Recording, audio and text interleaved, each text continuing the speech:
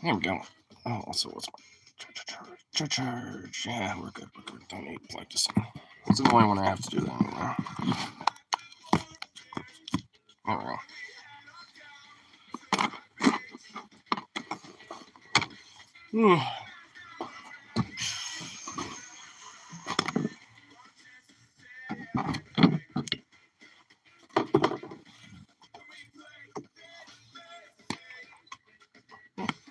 On the left. There we go.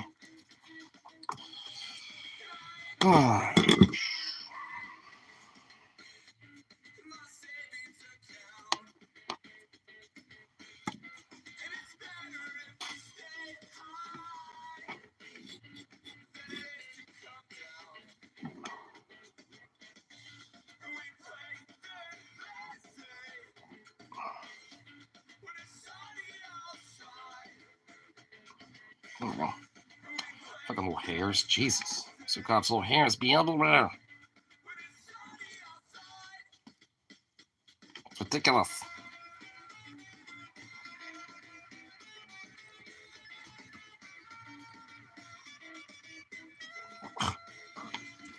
Good lord.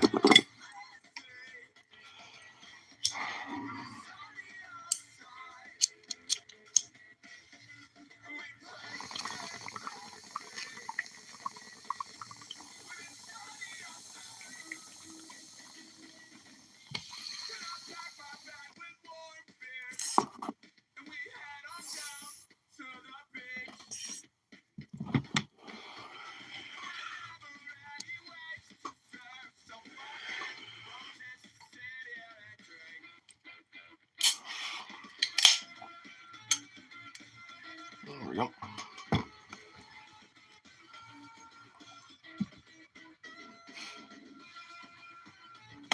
Come on. Quit burning so I can do it. But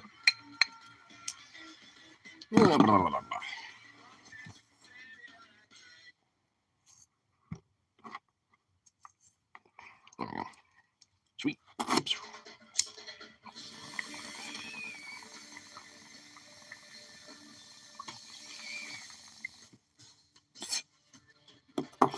Nice.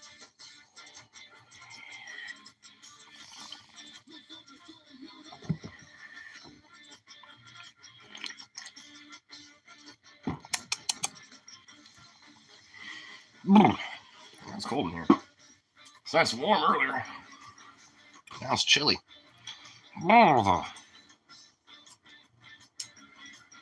Where's the cough? Need to make sure I know where that little bean is. What the? Right here. Door open, so I didn't think you were here. Did you play me? Why are you doing this so much? It's so weird. So weird. What a little weirdo. He's up by the door, but he doesn't even have it closed. He's just like literally smushed in between the wall and the door. I don't get it. That dog is so weird. Really fucking weird. Little weirdo bean.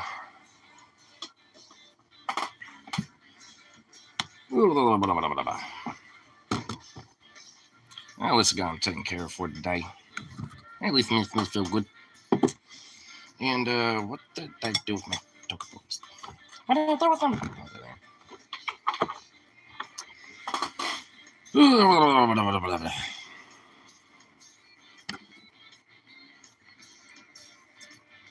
Man, this week is bleh. Bleh. All the bleh. I say. I'll get this all deal with. There we go. There we go.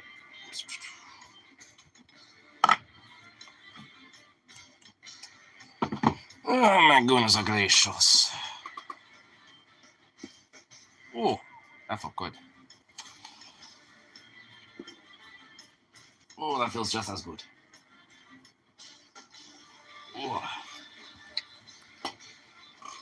Oh, nice. Man, After like last night, I decided to coop up a lot, and now I'm just so like meh, a little stiff. Try to deal with some of my bullshit from yesterday, but of course, not really many results, which I'm not really too shocked about. The one place I know that I can easily probably get a job like fucking that, it's literally on the virtue of like if their boss happens to be there or not, and it's genuinely kind of annoying. Not on the people that work there. I like them; they're chill, but it's like motherfucker. Can he just be here for like one day where I'd like so I can talk to the motherfucker? It's like ay. And the other place I want to check out is closed until tomorrow, so. Bruh. What the fuck is your deal? You should be happy now. You didn't even eat all the food I, filled. Well, to be fair, I filled that up to the brim, actually.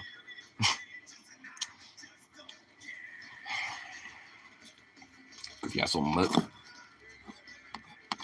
Though I am honestly absolutely flabbergasted how much, the price of doggo food has just soared. Like, I remember, some of the stuff that I normally get, being, between maybe, 17 to, 20, 3 or 24 bucks. Now it's up to, fucking, 30 to 40 bucks now. It's just what the fuck?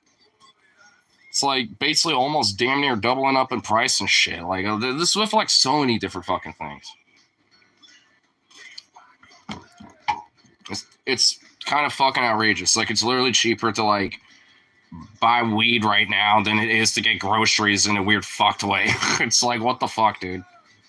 It's absurd. I can't even imagine places that have sales taxes, honestly. I can't even imagine that on top of some 3% to 5% sales tax or some shit. Oh god.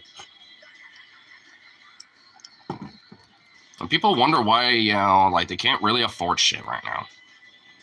Huh. It's totally a mess through the mall.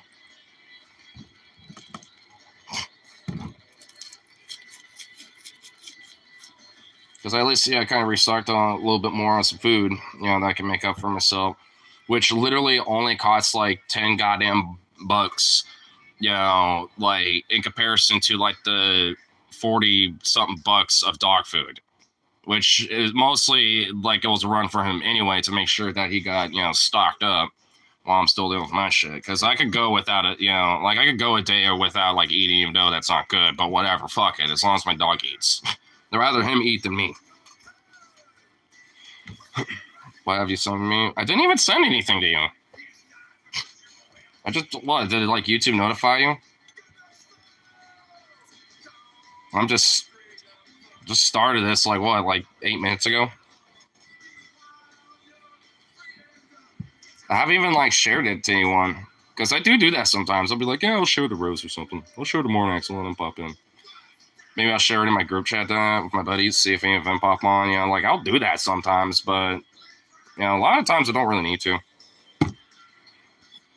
But if it's 30 minutes, it's still just me chilling, just kind of rambling about some bullshit. I'm like, all right, I'm gonna see if people I will do that after a while, but not usually.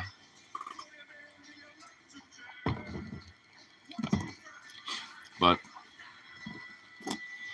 at least for me, SSDD, at least on that part. So just gotta keep it chugging, I suppose. Tomorrow, hopefully, will be a little bit more fruitful, though. That's what I'm kind of hoping for.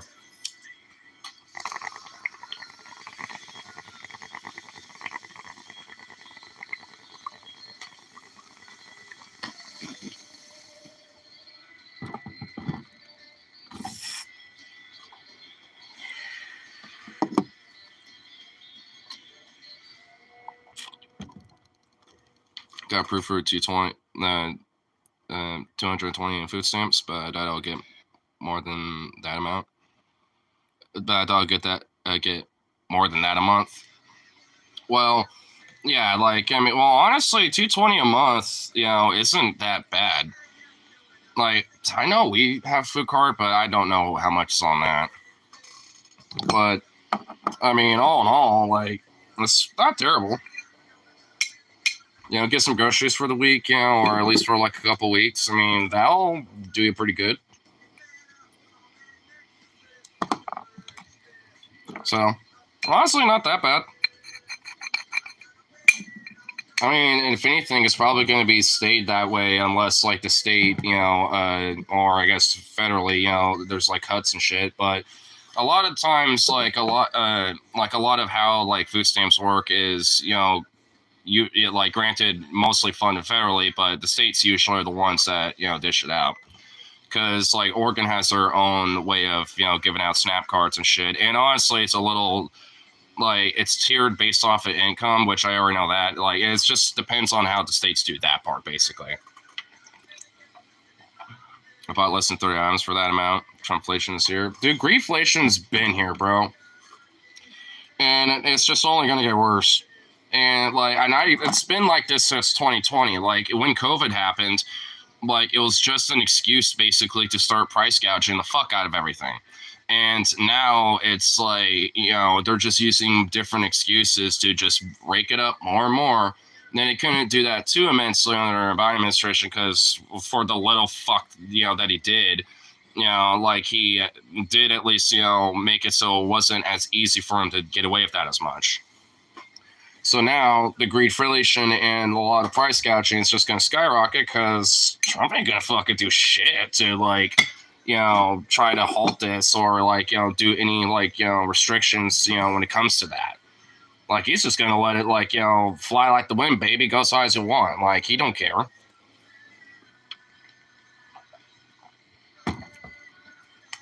Frankly, if the Dems really truly wanted to have their way, they wouldn't give a fuck either. It's no longer about inflation, just call it Trumpflation. It's greedflation. It doesn't matter who's running the show, the greedflation has been going on for a long time, but really ranked up in the last 4 years. Well, 5 now at this point.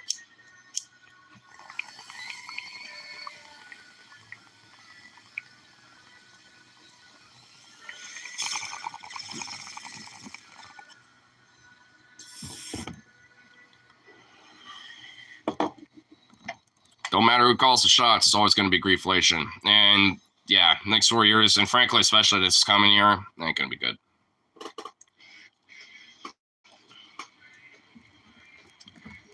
But I'll worry about that once I actually have like, some money in my pocket, I guess.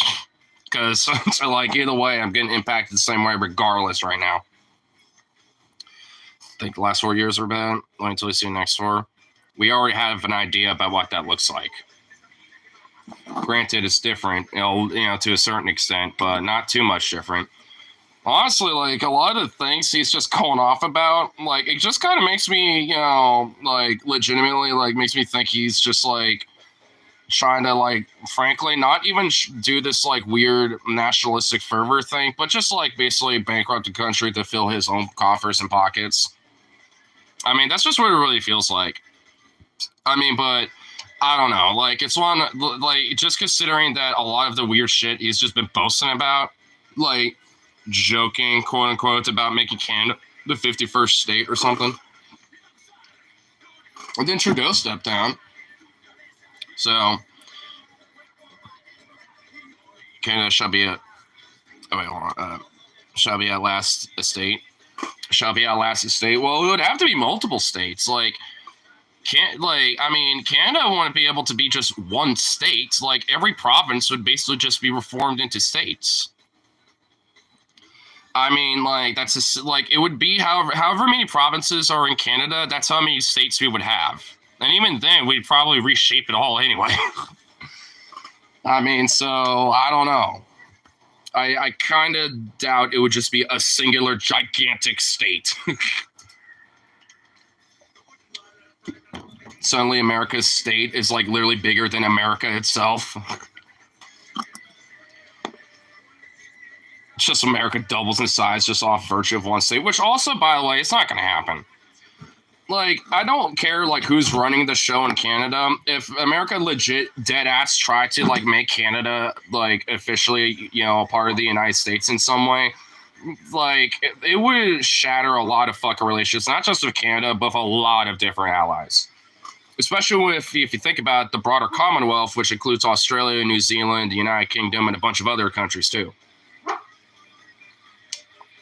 Because technically, countries like Canada and shit are still part of the broader Commonwealth. So, when it comes to those relations, that's shattered. You think, because they're obviously the Commonwealth's going to, work together more than be against each other. So, that's peachy keen. Especially considering like one of the biggest CIA like operations or like bases and like surveillance areas are literally in like some rural bumblefuck part of Australia. So that's great. Like it's just not gonna happen. And plus, like if we were really wanting to do that, it'd be for their natural resources, and they're more than willing, to fucking sell that to like a bunch of market capitalists that they are anyway. So there's no reason for it.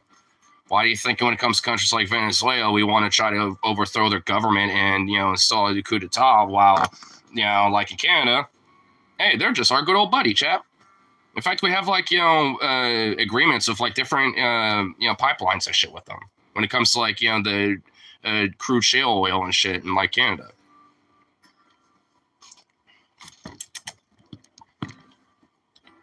Change that a little bit. There we go. Siberia has become Guantanamo to Electric Boogaloo. It's never been Guantanamo to Electric Boogaloo. Did you not know about this history of Siberia when it comes to it being like used for penal colonies and shit? Dude, one of the worst fucking horror stories I've heard when it comes to some of these, like little colony or like, fucking prison colonies or gulags. I forgot exactly what it was called, but it was literally like 100 miles from any civilization, and it legit like even the soldiers themselves like were pretty much deprived of any fucking like resources or anything. Like it was a fucked like penal colony to the point where there was cannibalism. Stalin's yeah, okay, well I never heard it called Stalin's Cannibal Islands. I've heard it called different things. I've heard it called like it was based off a river, like it was beside a river, and and the land itself was just not fertile. Like the whole idea for them being out there was just literally to be outcasted and shit, and essentially just survive and hope for the best, and people are just gonna fucking watch over you and and shit, the soldiers basically. But even then, they were poorly equipped and didn't have the proper materials or resources to be good themselves or fend off on their own. So it ended up just basically being like this random fucking like outcasted, just like bunch of random like criminals and shit that are just on some random island in the fucking river, and they're just like stuck there, and with nothing basically. I watched a documentary on it called Stalin's Cannibal Island. Oh, well, that's probably where you've heard it from, but I've never heard it called that, though. Though that's honestly not a bad nickname for it. Because that's definitely, obviously some shit that is pretty fucking wild. I mean, and that was in Siberia. And, and to this day, Russia, uses Siberia as kind of like, we send, like criminals and thugs and people we don't like, criminals and shit, over there to basically die, essentially. That's kind of the idea. It's like hopefully they just get murked and die over there. That's kind of the overall idea. I mean, granted, a lot of those gulags are kind of like that.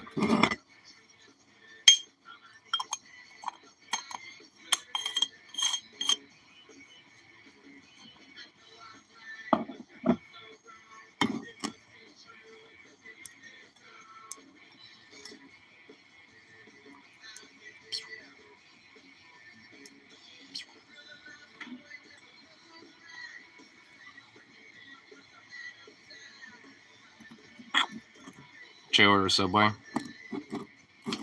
A Subway, huh?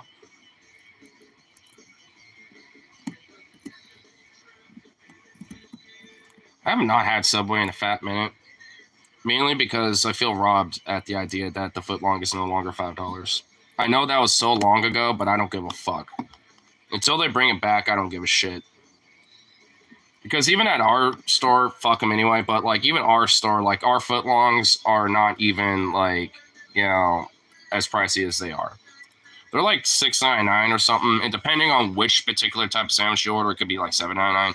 But them bad boys, they're like basically $7. I mean, and like Subways, they got that shit up at like $8 or $9. It's like, now fuck that, fuck that.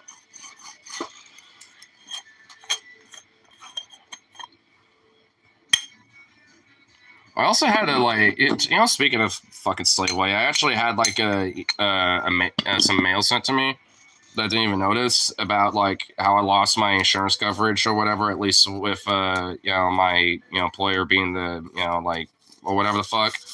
And the official actual last date that to terminate me was on December 10th. So that's why I got that last paycheck and shit on top of everything else. Because like, I mean, they spent like fuck knows how long, to basically, get back to me, which wasn't at all. And then they fucking, on the 10th, just like arbitrarily just do that. So it's definitely one of those things where they did some real scummy shit. And I'm thinking, I'm still going to try to figure out a way to fight it, but I mean, I just got so much other shit that I need to focus with that's like, I mean, I want to at least get my foot in the door about to see what I could do with that at least. So, I don't know, maybe before I go out and do my other shit, maybe I'll just, do a phone call about that or something. I don't know.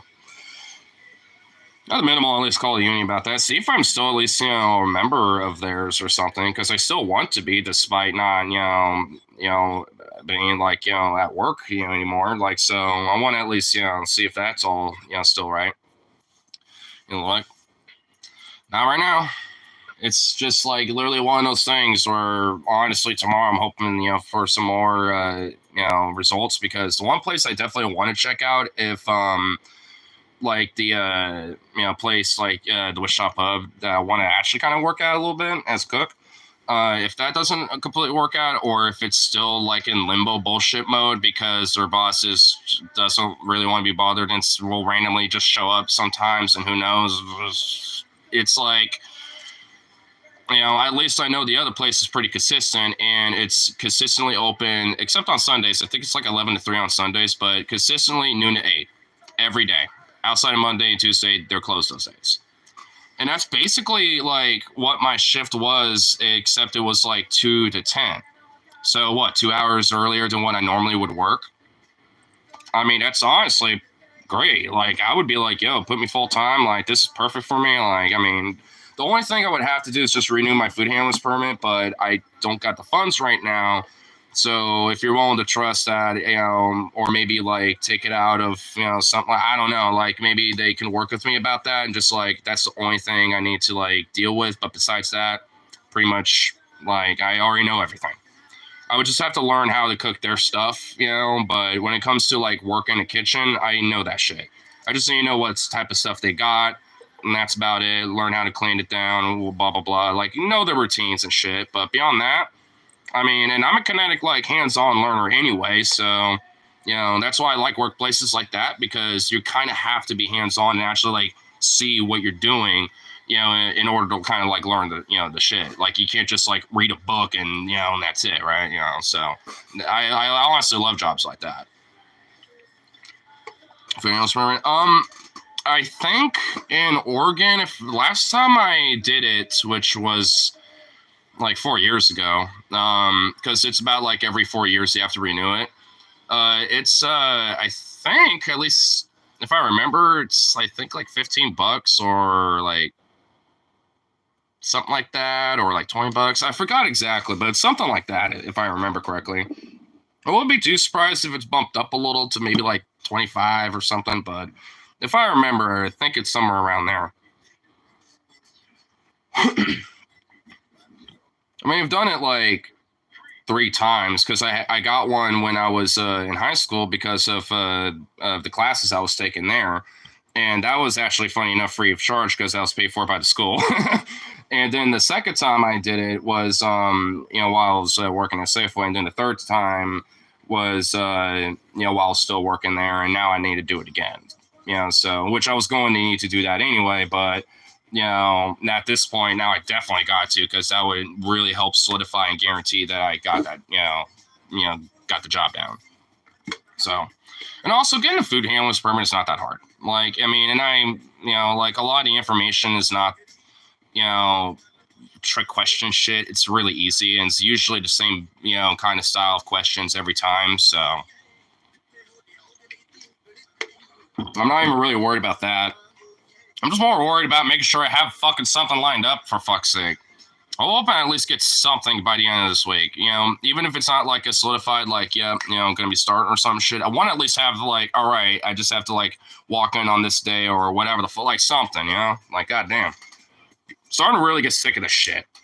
I'm at a point where I don't even give a fuck. I'll, like, fine, even, like, I'll go back to retail if I have to, but I really don't. But I actually do have, like, an in at New Seasons, which I was thinking about going to anyway, but considering my experience, fuck it, I guess. And, because I know someone I used to work with that still works over there, and I'm thinking, use them as a ref, or, like as a reference. So, if I have to, I could just do that.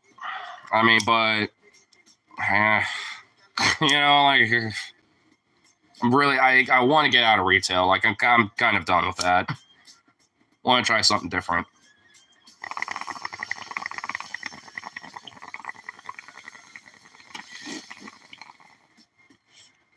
And honestly, especially the bar scene.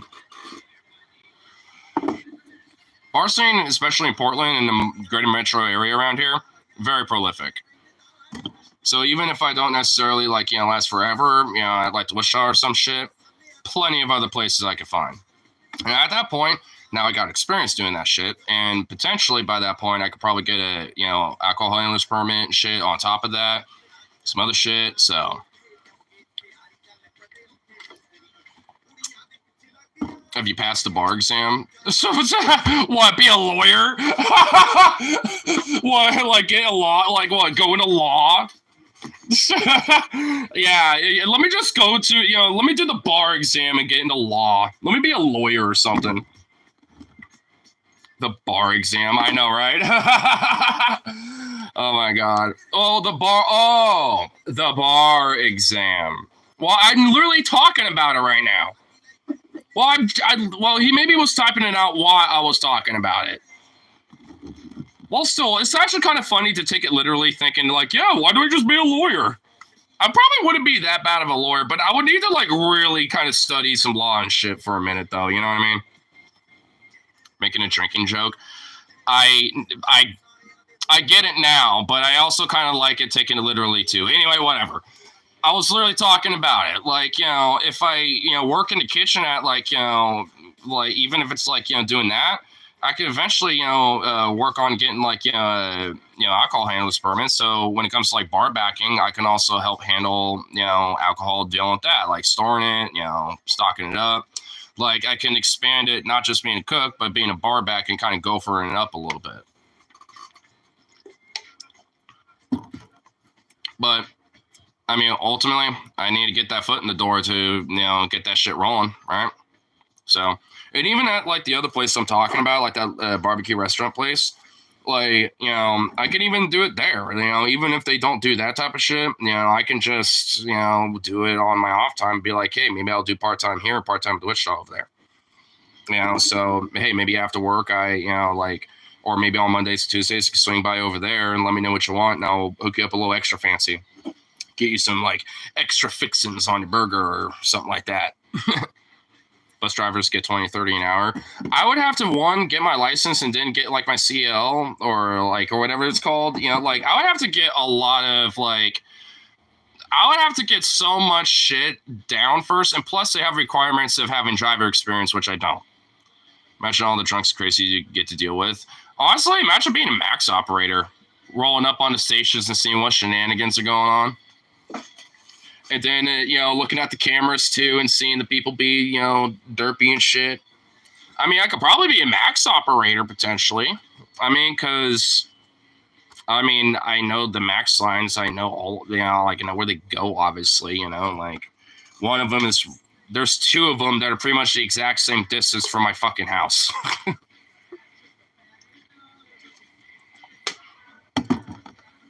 And there's a few more way down yonder if I wanted to take that.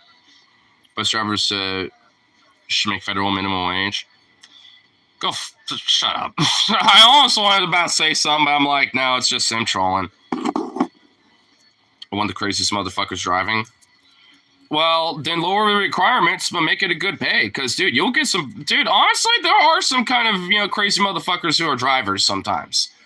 Like, if shit goes down... Dude, I've seen some, shit going down where, like, someone's causing problems on the bus, and the driver will literally be like, all right, that's it, and literally just pull off to the side of the road really quick, not even at a stop, get the emergency on, the lights on, and get out and be like, get the fuck out, and then, like, a few people and that driver would literally, like, out, and, like, push them out, and then get back, like, before they can get back in and shit, and close the doors. It's like, damn.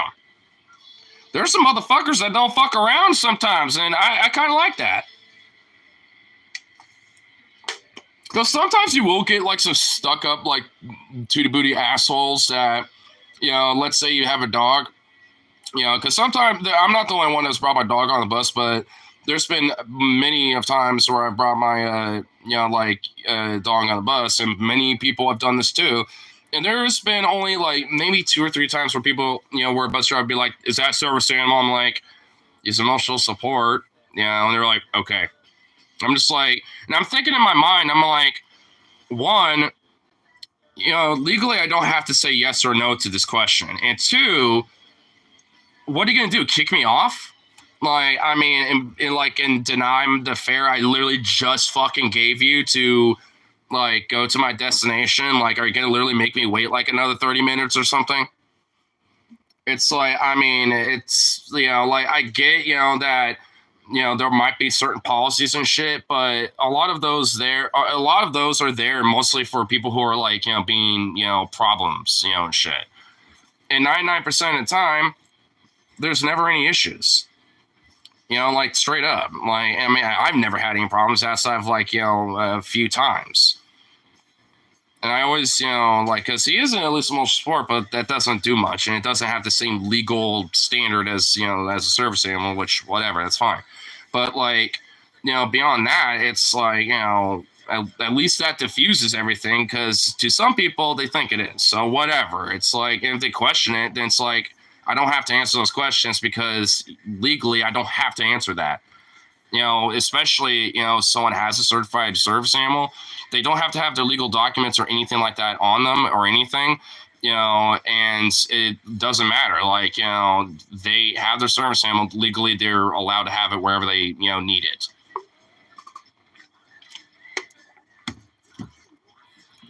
Because honestly, when it comes to emotional support, I don't think there's any, like, real actual legal protections about that. It just kind of gives a similar, thing, for other people, just because, like, hey, if people bring them around and stuff, obviously, for whatever reason, there's a support there for that. That's what Goff is. I mean, like, he's Treacle Bean. He's a little bit of a weirdo. Like, he is kind of emo as fuck. Because, like, he likes to be in the laundry room, or even when I'm, like, in my room and stuff, he'll literally just be right by my door, just, like, waiting to just be there. And it's like, come on, bro. You don't want to, like, snuggle up and be a little teddy bear? He's a goof, but, hey, helps with the emotions. The bus drivers in Albuquerque have security guards on the bus with tasers and batons. Once saw them kick a homeless guy off for riding too much. I mean, the Transit here, TriMet, that's the name of our, transit system here in Portland.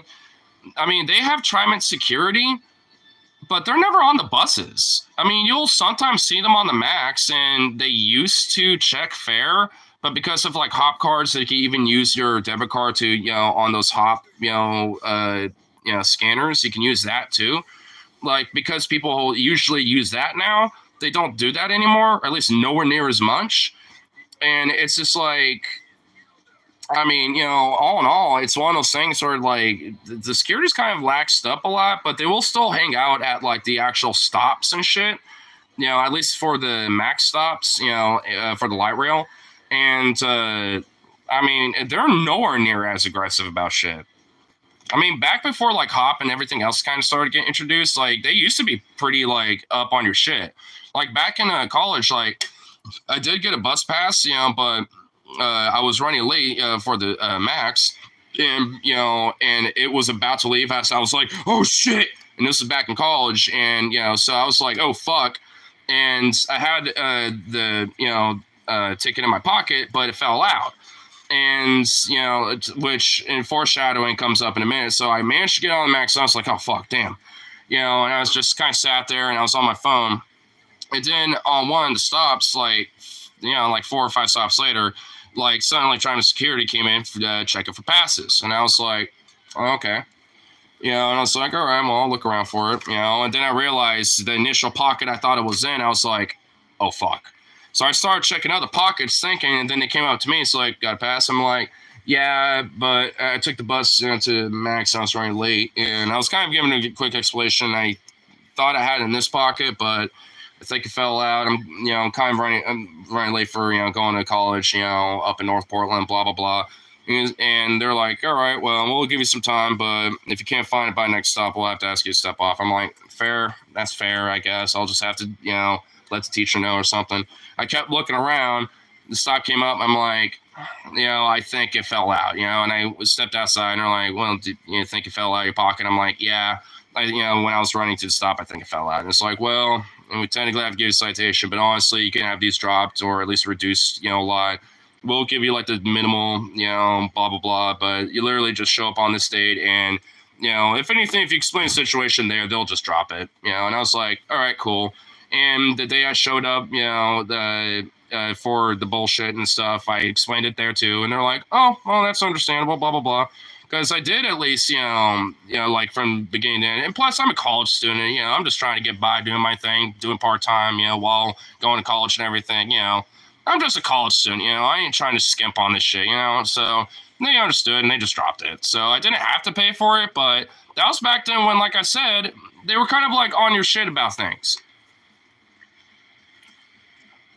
And, even though, the security guys, understood my situation, it was still a little douchey to just still give me a ticket. They could have been like, well, just wait for the next stop. We'll, like, give you this as, like, an official max ticket, but, there's nothing really on it. Here you go.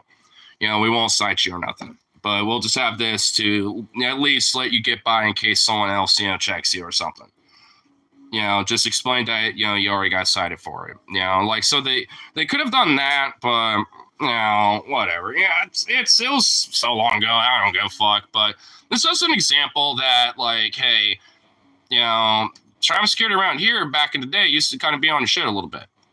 And back then, they actually did used to be on the buses sometimes. But unless, like, there are certain bus routes, that, like, because there's a shitload of bus routes. There's, like, I don't even know how many bus routes, that are in the Portland area with TriMet. I know there's a fuckload. I already know of at least, like, 24 or some shit. But, like, there's way more than that. So, like, out of all the bus routes and shit, I'm sure maybe a few of them probably do just because they probably go for some legit sketchy neighborhoods or something, but I don't know. The only time I really ever see China security is if, like, they're at, the max stations, and sometimes they'll transfer to another max stop and just hang out over there for a while. That's really about as much as I ever see them, and they just seem like they're bored, just kind of like, all right, let me be on my phone or something. Yeah. Like, it just kind of seems like they just don't really care that much anymore. Wait, hold on. What's the sign saying back? UW on strike for the United Auto Workers.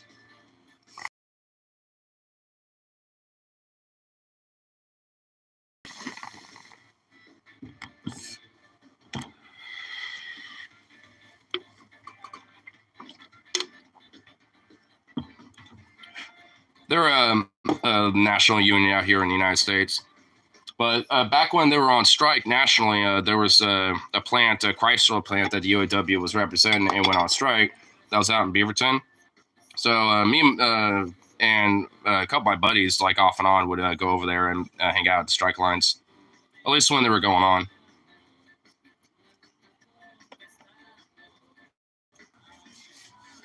Gave a couple signs to my buddies, and I kept that one. Some union solidarity stuff.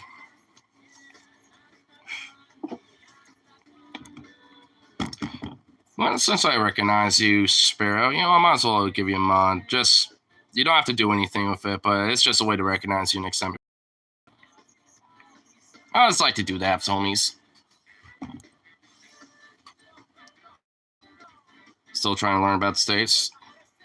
Well, I can at least tell you about Oregon and the West Coast. Especially the Pacific Northwest, because that's my bread and butter.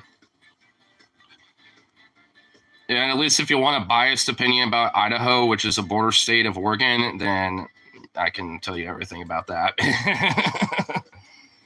Because that state sucks. The only thing they're good for is potatoes. I'm not even kidding. Idaho, the home of the potato. I can tell you about Denmark.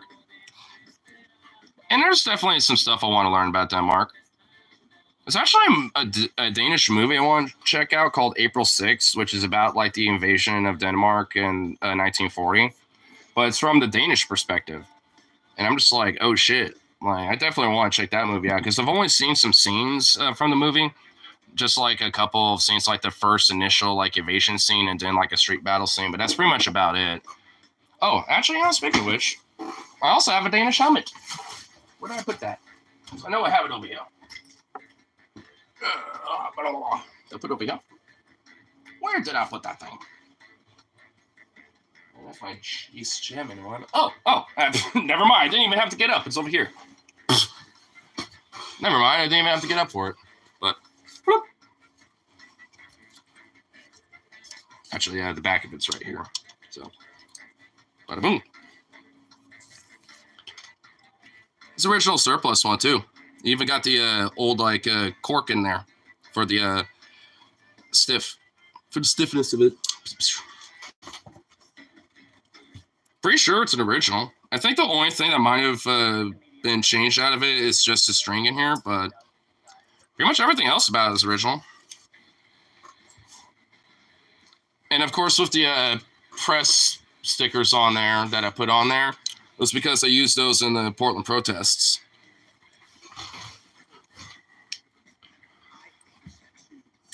Oh, what was this one called? Fitz and Gordon's a good movie. Stop stealing our helmets. Hey, it was a surplus. It was here in the States when I got it. So tell that to somebody else who snagged it.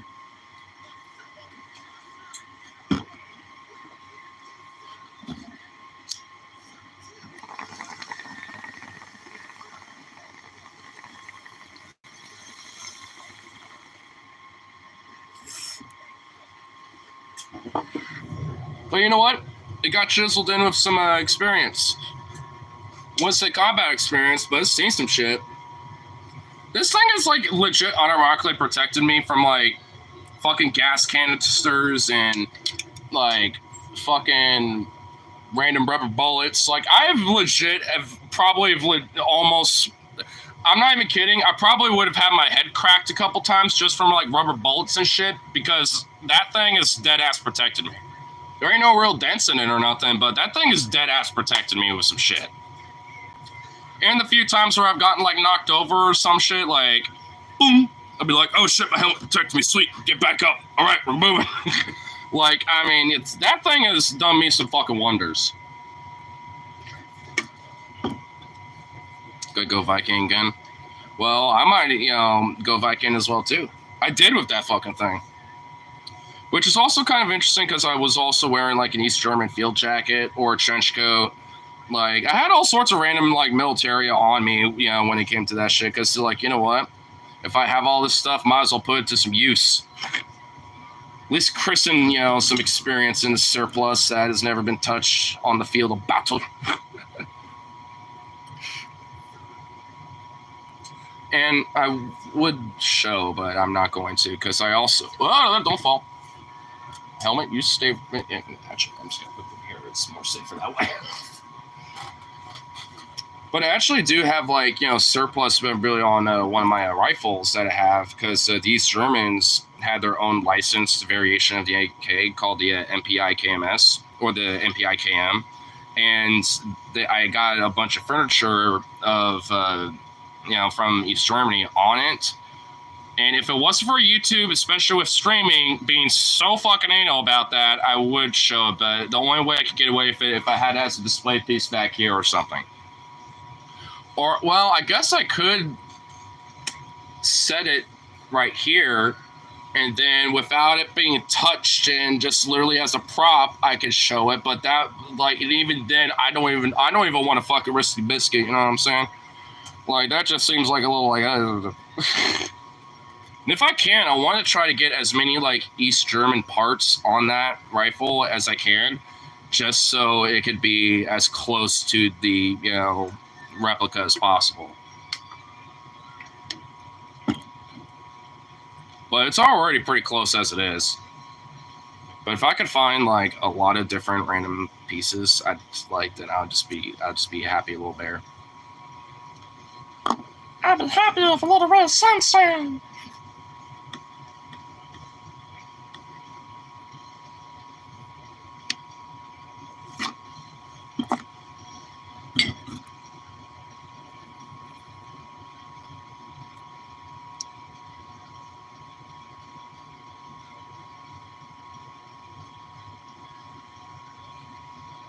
I will admit, though, I also kind of want a World War II era Danish field jacket, like a field coat, like a full-on trench coat style. Because not gonna lie, it looks drippy as fuck.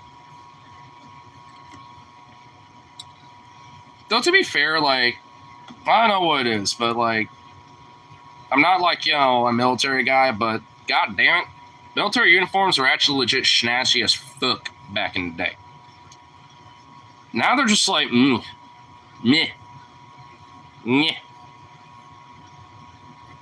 It's there's no pizzazz anymore. It's where's the, you know what? Hot take, let's bring back Napoleonic era uniforms, including in the field. In the field of battle, you should now go out in Napoleonic era uniforms.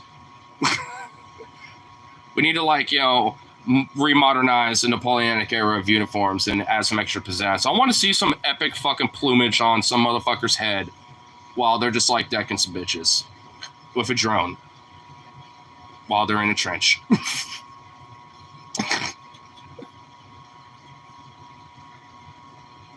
There's too much uniformity now. It's literally to the point where camo looks so alike where it's you literally have to wear armbands it's airsoft or some shit. It's what the fuck is this? It's damn it, we're gonna have too much blue on blue situations here. We need to bring back some that has a little pizzazz. We need some schnazz, okay? You know what? I know that the military hates the idea of going woke, but you know what? This actually has some rationale to it. We need a little flair, okay? We need to we need the queer eye for the straight guy guys, to come in, to the military, kind of, get in there and be yo, you need to add a little pizzazz. Here's how we do some pizzazz a little bit. We're gonna do some of the Napoleonic stuff because it's gonna look drippy, but it got flair. I mean, it's because America's got some shit like that. Just literally all you have to say is just go back to your revolutionary roots. There you go, boom. There you go. That's it. Just go look at what the uniforms were. Whether they were crude or not, or some shit. Official military garb or fucking militiamen, whatever Minuteman shit, whatever it is. Just go back to that and just pizzazz it up, for sure. It didn't get some cool ranks and shit, and stuff, revitalize all that shit. It's come on now. As they say, as goes America, so goes the world. So if we set the precedent, the rest of the world's gonna do it. The rest of the world will they're just gonna do it. They're gonna be oh shit, America just suddenly got some drip in their fucking military. What the fuck? It's oh shit, there's some drip. So that's what we need to do. We just gotta bring it back. It's back in the day, dude. Uniforms were snazzy. Sometimes simple, but snazzy.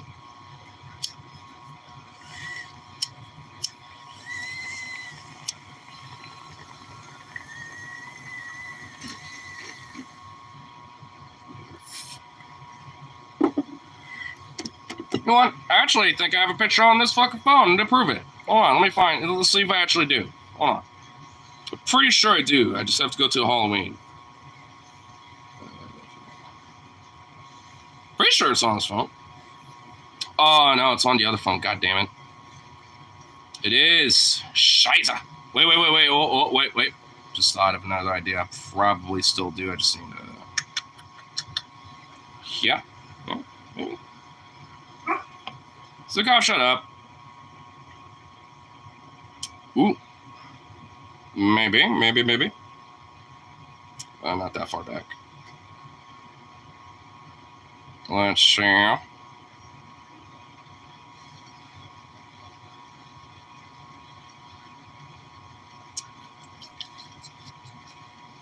Is it not on here? I thought it would be. No. But it is not. I'm just gonna have to like truly hope and maybe just like kind of dig a little deeper. Let's just. I'm gonna hunt now. It has to be. There's gotta be something. A little something now. I'll tell you what. Oh, there actually isn't. What the fuck? There actually isn't. No. Oh, what? Well, nah. No, not the same. Not the fucking same. Motherfucker. I was hoping, but I don't think. God damn it. Dog in these streets?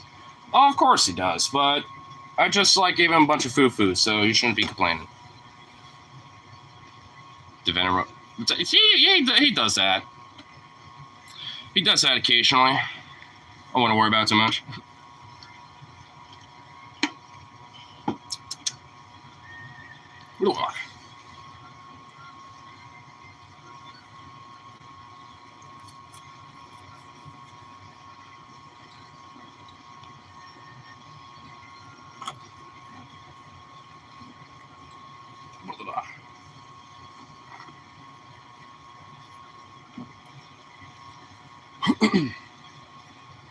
I was actually kind of thinking, like, definitely need to, like, kind of, like, see if we could kind of, like, revitalize, like, a little personal server or some shit. Because I know I'm, like, been kind of silly and surely kind of, like, growing over here because I've been doing these little streams. I'm kind of thinking maybe if, like, you know, me and Vams can collaborate a little bit, maybe we can make our own little den or some shit.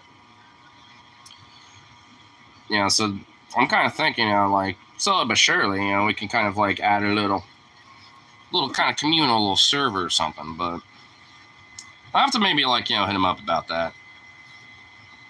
Because I don't really know 100% about setting up, you know, like, full-on servers and shit. And I know he used to have one, so, I mean, he knows more of the ropes about doing that type of shit than I do. I'm not that scary. You're not. You're chill as fuck. So it's just like, what the hell? What the hell? Oh, God damn, the fucking Zukov here, dude. Man. It's just took half of this all out.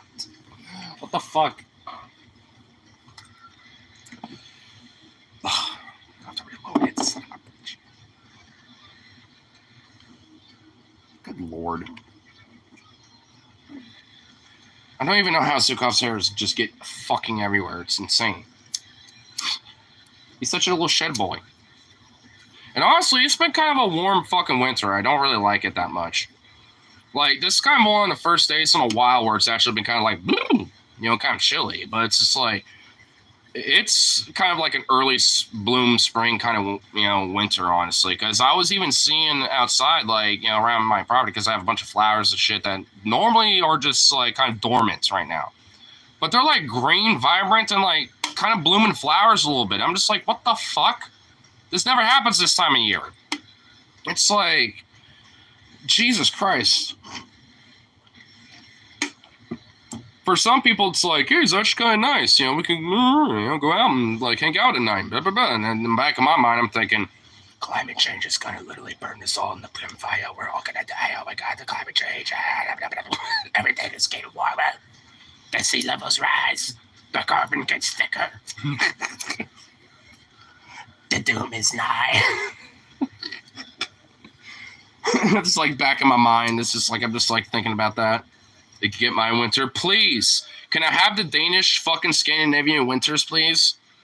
Like I literally would like that. I want snow. I mean, as much as like most people will bitch about that, I love snow. I like snow. I want to be out in it. You know, I like throwing snowballs, shit like that. Like I like snow.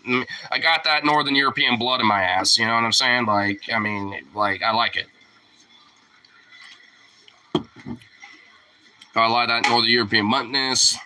Irish, Norwegian, a little bit of Dutch probably, fucking who knows what else. Maybe a hint of Scottish or some shit.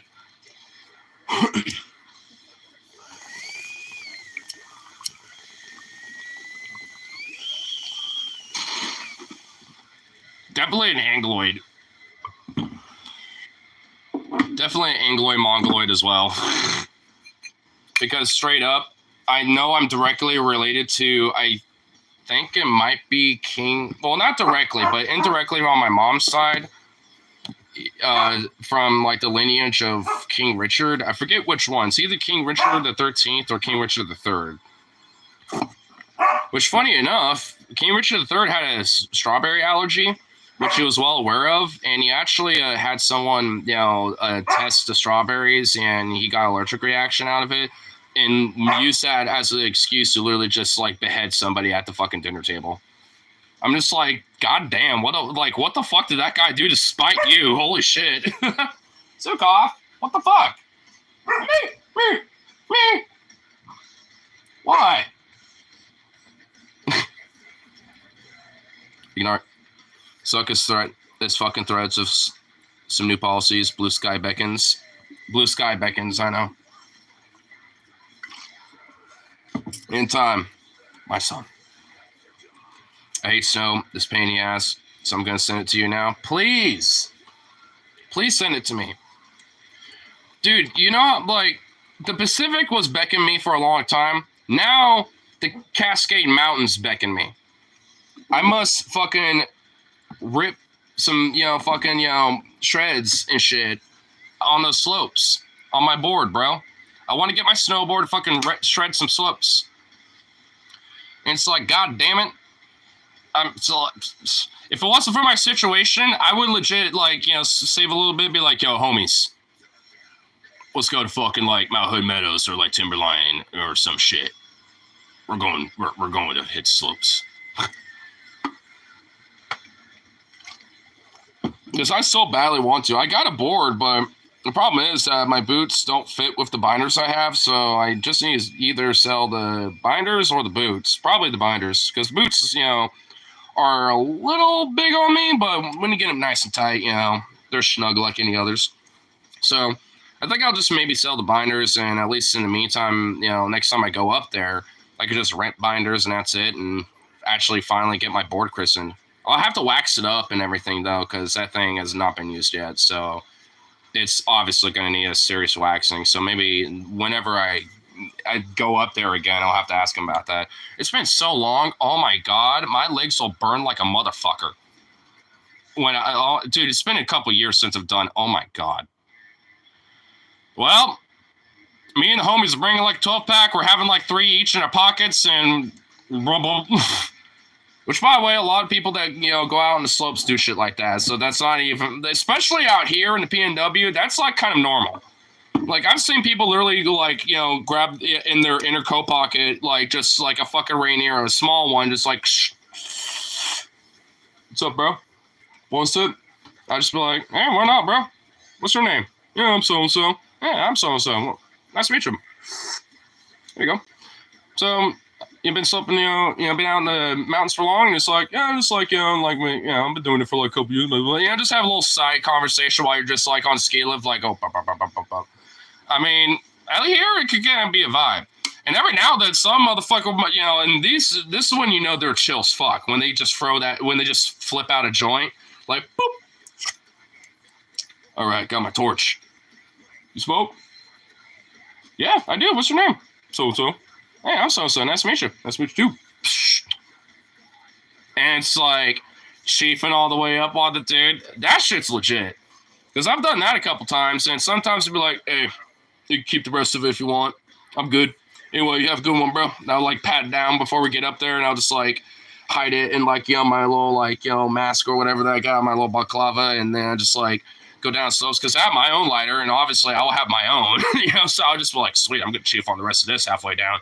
You know, just get ready and do my shit, and then just kind of slope down about halfway through. And when I see a nice little fat drop, I'd be like, all right, I'm gonna sit right here for a sec, just kind of contemplate everything, and just like I look off in the distance to the west, and you can literally see Portland way off in the distance and shit too. When you're that high up in the mountain, that shit's fucking legit. It's like, damn. You just kind of sit there and you kind of look around, and you're like, you can see fucking everything. Like, it's just awesome. I mean, I love being on the mountains. That's why I love Oregon. Like, I would never fucking trade, you know, Cascadia for anything overall. Like, because you got the mountains, you got the coast, like everything I love is here. Like, I mean, even if I like, you know, like might want to travel the world or like, you know, maybe settle in some places here and there, my turf is here. Like you know, this is where I kind of fucking belong in a way. Like this is my spot. Plus, you got the Oregon Coastal Mountain Range, and that's fucking beautiful as fuck. Like, damn. I mean, there's just like so much like wild, insane beauty here that's fertile and vibrant that it's kind of hard to trade it away. And that's why a lot of people come up here. Like, not just because it's the West Coast, but because it's the Pacific Northwest. Like, you know, I like a lot of people, you know, new that I meet are usually people that have came here sometime like in the last 10 to 15 years. Like, I mean, my fucking parents moved up here in the 90s. Like, I mean, so hence now I'm born and raised here. Like, you know, so I kind of like an anchor baby for the PNW vibe with my parents here at this point. So in a way, because hey, I ain't leaving. I ain't leaving this spot. Even climate change kind of fucks shit up. Like, this kind of be one of the few regions of the planet that will manage, you know, but despite it, still struggling. Because there's still plenty of beauty around here to behold, you know, even despite that. And a lot of it's also growing back because some places have been heavily impacted by wildfires and shit. And, you know, despite that, there's a lot of places that are growing back, you know, in some ways, you know, very, very healthily. I mean, there's been times I've camped out in some of these places where like a year or two ago, there was like a wildfire, then they reopened it like the past, you know, season. And now it's like, you know, growing back, you know, very, very fertily. So I'll go to bed. Bubba Hill, y'all have a great night. Okay, I mean, you guys have a great time. Well, hey, that's why I'm here. That's why tomorrow's going to be a kick-ass day for me because I got the business to take care of to try to get some income again.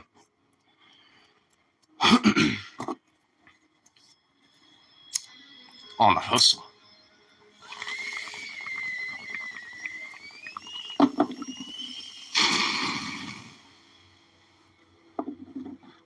Hustling, scuffling, trying to make a living. Hustling, scuffling, trying to make a living. Let's build a fridge.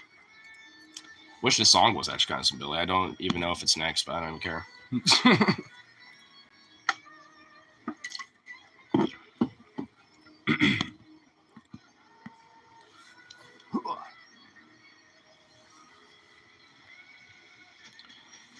Do it. The time is now. What, to go get a blue sky?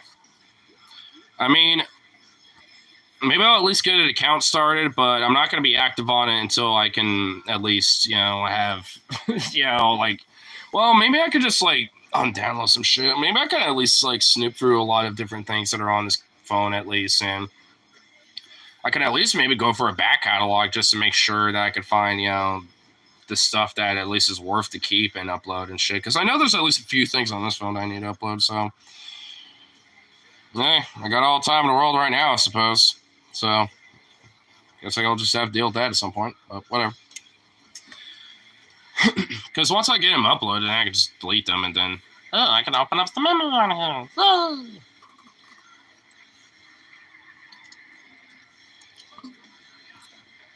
Because then I can at least do that.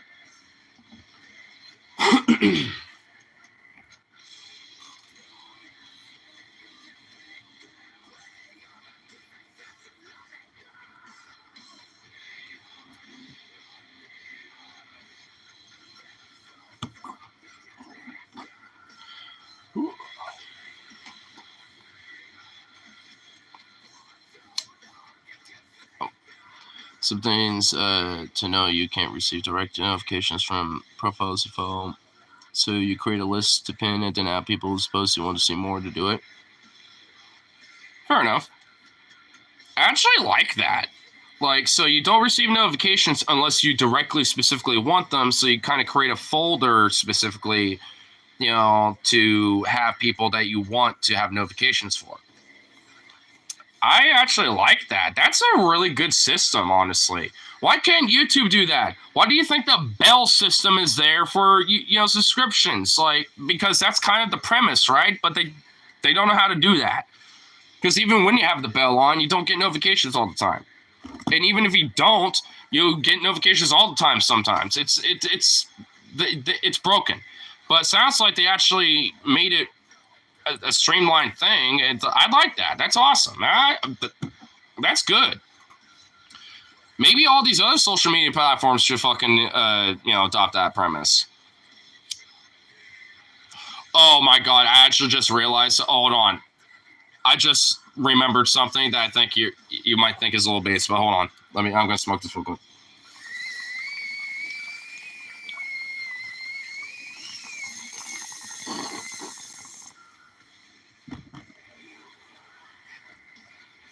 So you know our boy, friend of the show, Mike Figueredo of the Human Support. Shout out to PDX. My boy, you know, lives out here. So you know our boy, right? Friend of the show. So I saw a video about like a lot of fallout, you know, happening with Elon lately. Dude, dead ass. I'm not even kidding. I feel like minds think alike because he even called for the nationalizing of Twitter.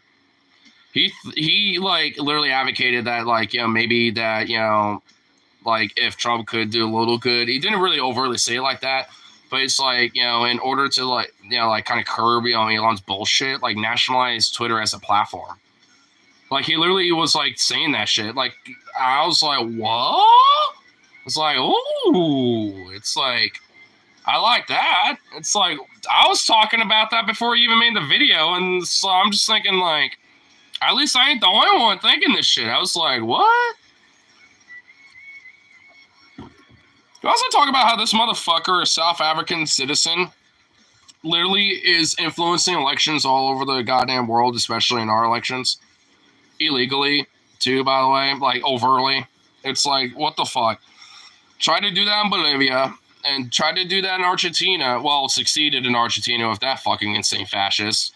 And which also, yeah, put a pin on that. And then, like fucking, like, you know, obviously succeeded here with Trump and shit just by kind of kowtowing and sucking his fucking weird little shroom dick.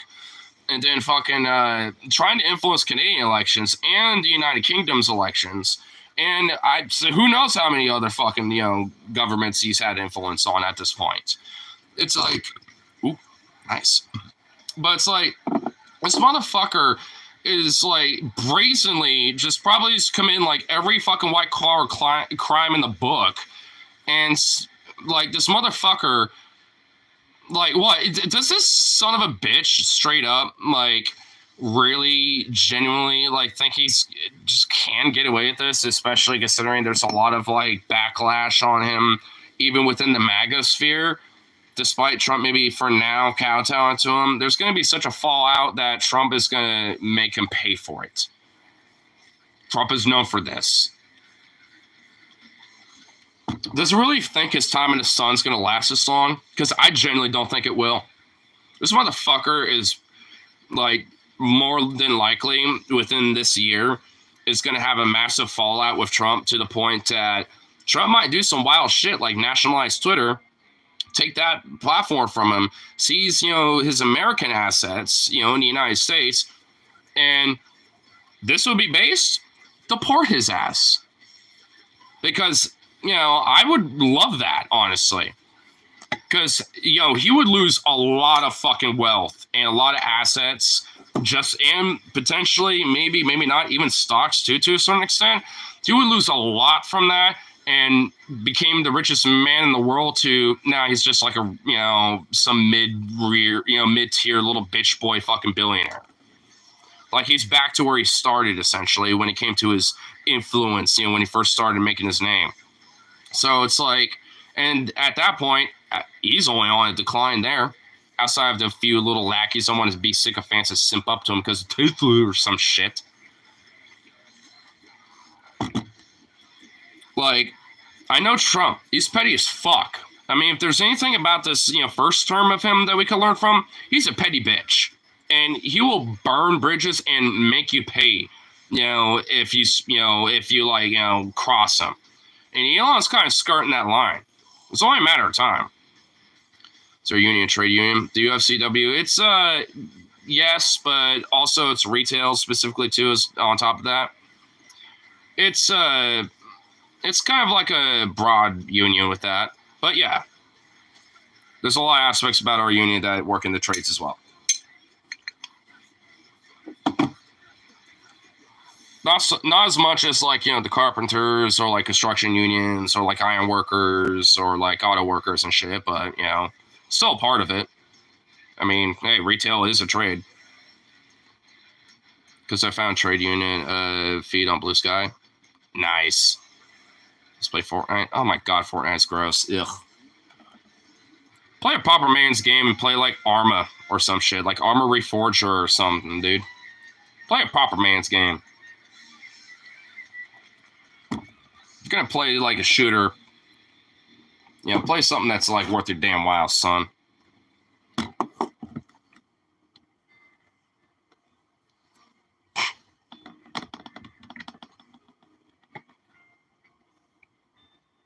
Hey, it's not. Say sorry.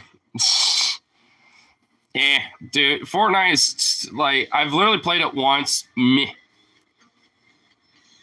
As much as I don't even really like Call of Duty that much, even Warzone's better than that, bro. And honestly, the whole Battle Royale thing is, done way better, well before Fortnite was even a concept. So, I mean, if you want a Battle Royale game, there's plenty out there that are just way fucking better than that. There's even games that incorporated that are just way better than that.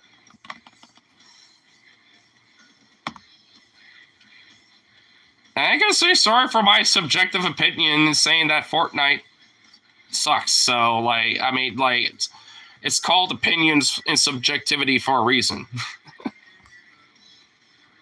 I mean, come on now. You could think complicated, games like Arma or something suck, because it's too hard or whatever. But, hey, you do you, boo. Subjectivity. Greatest thing, cause no one's wrong. Boo, doo, doo, doo, doo. Boom. Have you played Minecraft? Yes.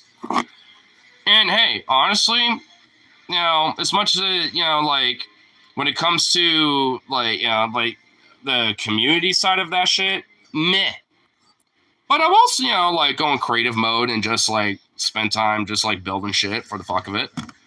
Cause I like, sometimes, having a casual game where I can just I want to build something, blah, blah, blah. Minecraft's nice for that. Because I built some pretty badass shit before. Because there are people that legit just use Minecraft just so they could build crazy cool shit and show a time lapse of them building it or something. You can do some cool shit with that. I mean, Minecraft is a little bit more catch-all. Also kind of depends if you got certain mods and shit too, I suppose, because some of them make Minecraft a little bit more hardcore, and a lot more tougher, more challenging. But if I want a Minecraft-esque game like that, like I said, I like more complicated kind of games. like a DayZ, for example, like you can kind of do some Minecrafty stuff by making your own bases and stuff. Like if you find different materials where you can kind of craft like walls, you know, and roofs and shit like that, like to the point where you can make your own little base. Like, I mean, you know, like you could do that. Like there's a lot of servers dedicated to being like long-term servers to where people can like build up a little base and, you know, stock up stuff and like, you know, maybe be a trader or like, you know, a raider camp or whatever the fuck, you know, all sorts of shit. And that's just like DayZ, for example. Like, I mean, there's other games that, you know, incorporate similar, you know, mechanics that, you know, and those type of games I like, where it's kind of like a free for all and like kind of based on whether there's like a role play mechanic or not, or if it's just like you're on your own, it's a PvP thing, or like PvPvE, you know, where it's like players are more encouraged to be role play, you know, like, you know, versus just shoot on sight kind of stuff. Like there's different servers, you know, dedicated to certain things depending on what games, you know, there are too as well. That's why I like kind of DayZ a lot. I really want to get back into it because I haven't played it in a long time. But I've been watching like videos and gameplay from it lately, and it's like it really is kind of built up from the last time I played it to the point where it's like it's really kind of a full-fledged game now. It's like shit. I mean, I remember, you know, the early days in the alpha stage of that game where it was clunky, buggy as shit, fucking like everything. I remember the old days of DayZ where people fell off for a while because it was like nothing was really properly getting done. Like every update brought with whatever fixes more glitches and problems than what they fixed. It was like I remember those days. I was like, oh god, horrible. I mean, now at this point, it's kind of more of a full-fledged game now at this point. I like it. I mean, I want to get back into it now at this rate because it seems like it's actually kind of fun to play now.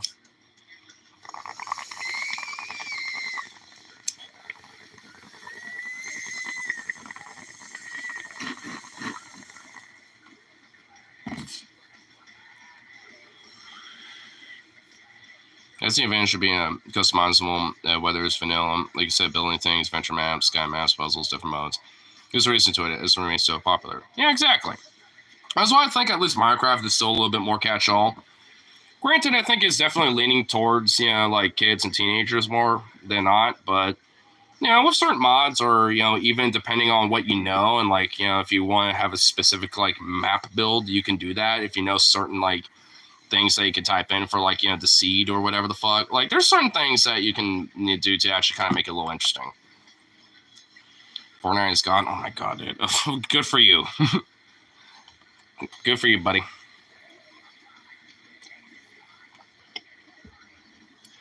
Man, why has games been vandalized? Where's the challenge anymore? That's why I like more complicated ass games and like especially with games that I know aren't.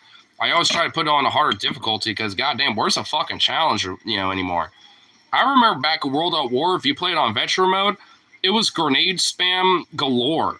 Like you literally would spend most of your time trying to throw back grenades, and half the time you couldn't because you would die. It's like it was literally grenade spam. I remember them days, and that shit it had no holds barred. Like, it was gory as fuck for a fucking Call of Duty game, too. I still say that's peak COD right there. And maybe, like, if it was for MW2's No Russian, the original one, the OG one, I would say that World of War would probably be peak COD. But Modern Warfare 2 gave not an iota of a fuck, you know, when it came to that original No Russian. Because I remember playing that as a kid. I'm just like, oh, is this what it looks like to be on the other end of, you know, casual day in America? Because also at that time, there was a lot of mass shootings in the United States. There was that fucking movie theater shooting, yeah, that happened. There was also the Clackamas Mall, which I live nearby, by the way, that happened in 2012. There was, you know, Sandy Hook. There was a lot of different things that kind of, you know, were around that time when that game came out. And some of them also came out shortly afterwards. So there was like massive, massive controversy about that one mission, let alone the fucking game itself. I mean, it like before like cancel culture was a thing, that game was like trying to get canceled, but it just made it more popular to the point where everyone kind of agrees that's like the best COD game essentially. I don't completely agree with it. I think, World of War for me is the peak one, but it's that era of COD that actually is kind of like the peak era of it in general. I think I would just argue that era, World at War, Modern Warfare 2, and then Black Ops 1 and Modern Warfare 3, and Black Ops 2, those 5 was literally the, legit top tier peak, just peak. I mean, I don't think anyone would argue about that. And then, the remaster of Modern Warfare came out, and then it kind of went, again, and then the remasters of the next ones came out, and it's like it had its quick moment of hallelujah, and then it just died very quickly. It went Icarus mode instead of finding a fucking proper balance, basically. It had a balance for a while. It was flying high and perfect and pretty. But then, oh no, we don't know how to fly anymore. And then it went back up. But it went Icarus mode with that first remaster of Modern Warfare when it came out or whatever. And it went why am I burning alive? Oh shit. Oh no. Ah! And then just fucking fell and just... I mean, I guess the newest one kind of came back up, but...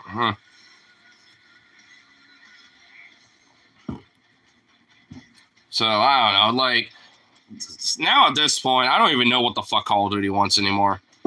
It had its peak, and frankly, it needs to go back to that root somehow. I don't know how, but it needs to get back to that fucking root, because, goddamn, that was unironically, top-tier fucking shit.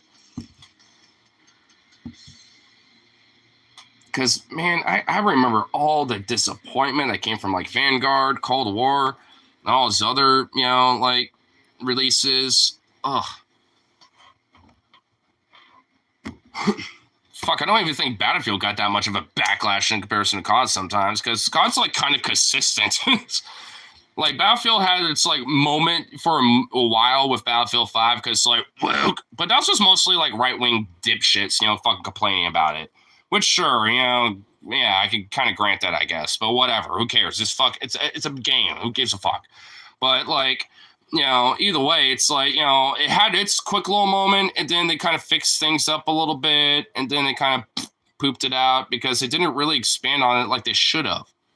A lot of people were expecting after that Pacific release or whatever they did, after that, they expect them to go be oh, Easter Front or something. No, it's that's it, basically. After this one massive update, we're done. It's you should have kept going with it, because people were thinking that you were kind of getting back on the up and up, especially if that Pacific, expansion that they did. It's why not go to the Eastern Front or something and include different maps in Stalingrad or whatever the fuck and all this sort of shit. It's it seems like a duh, but there's nah. Nah, how about not? How about we just find every way to piss off our fan base? Which is basically just developers, whether it's in gaming or Hollywood or whatever the fuck. That's basically just developers and executives of these companies in a nutshell. It's how do we piss off our fan base and consumers to the point where they just want to bitch about everything, but we still make money off it? That's basically their fucking nutshell. Just it's fucked. It's ridiculous. And also, I don't know if that. It's at the end of the play. How's YouTube thinking this is the end of the playlist? What the fuck? Well, I'm gonna have to fix that at some point. Because the silence annoys me.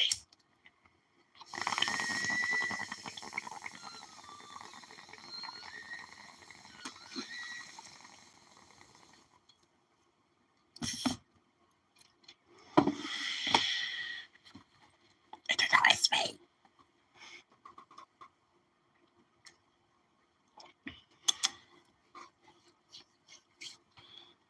But like I was saying, though, honestly, that's why I like a lot more indie games too, by the way, and also more games that tend to have a challenge and some struggle to it, like Arma or DayZ or what else is there? Mountain Blade, or even Stellaris or Hearts of Iron, these type of games where there's kind of need to think and kind of put your brain to use a little bit.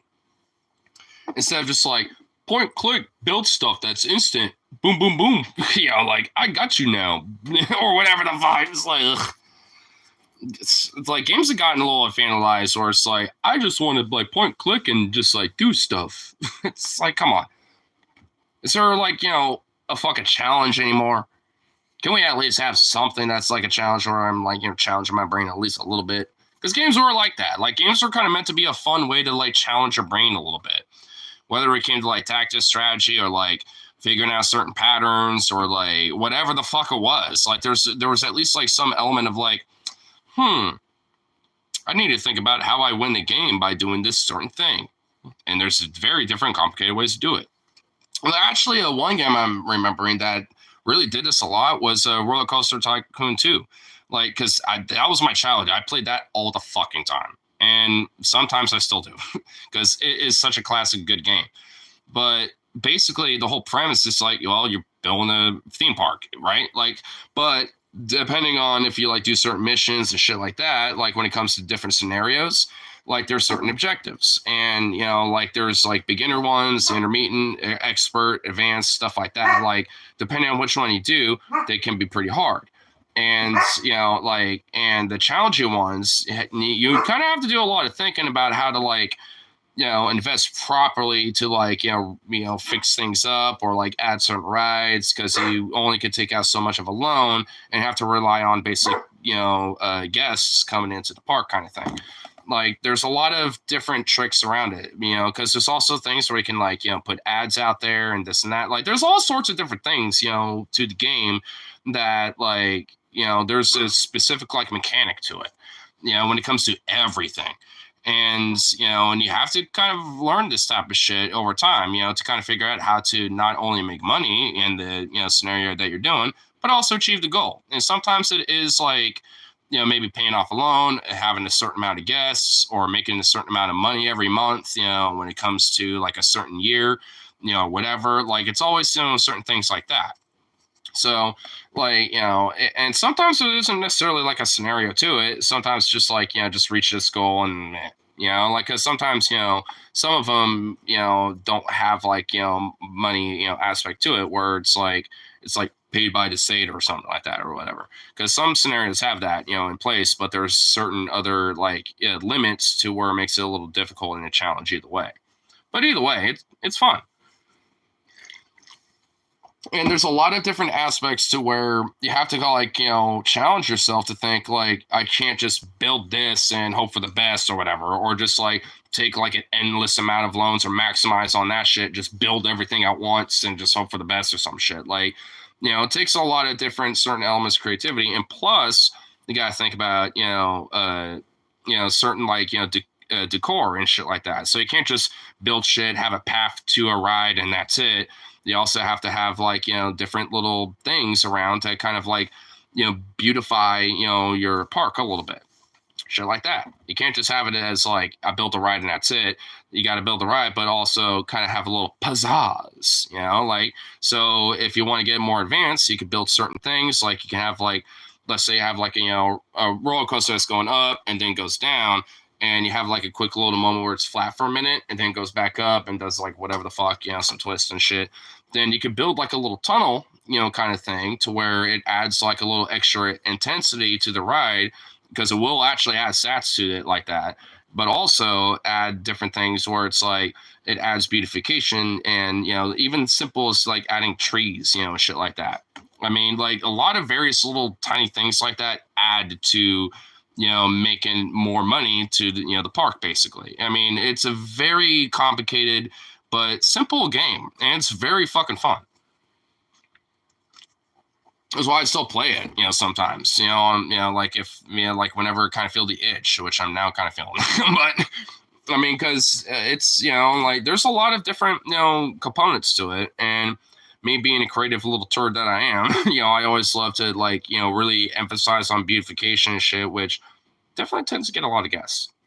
Because then they will like sit and look at like some decor or some shit that you set up. And they'd be like, they'll legit like take pictures and stuff too. And like be like, ooh, the scenery here is very beautiful. I love this park. It's very nice. But also, you have to have a certain amount of staff when it comes to mechanic workers, security too, because some people will like bust up your, benches or your garbage bins and shit like that. Because you have to set those up too, because you don't want litter everywhere. And you have to have, handyman, to kind of clean that shit up. And you can have a few of them specifically set to mow lawns, like the grass too. Because if you have like weeds everywhere, that also negates to that too. There's a lot of mechanics to the game. A very old game too. I think the game came out in like 2003 or some shit. I remember my dad getting it for the first time, and then back sometime around then, like my first earliest memories, at least when it comes to gaming, was playing that.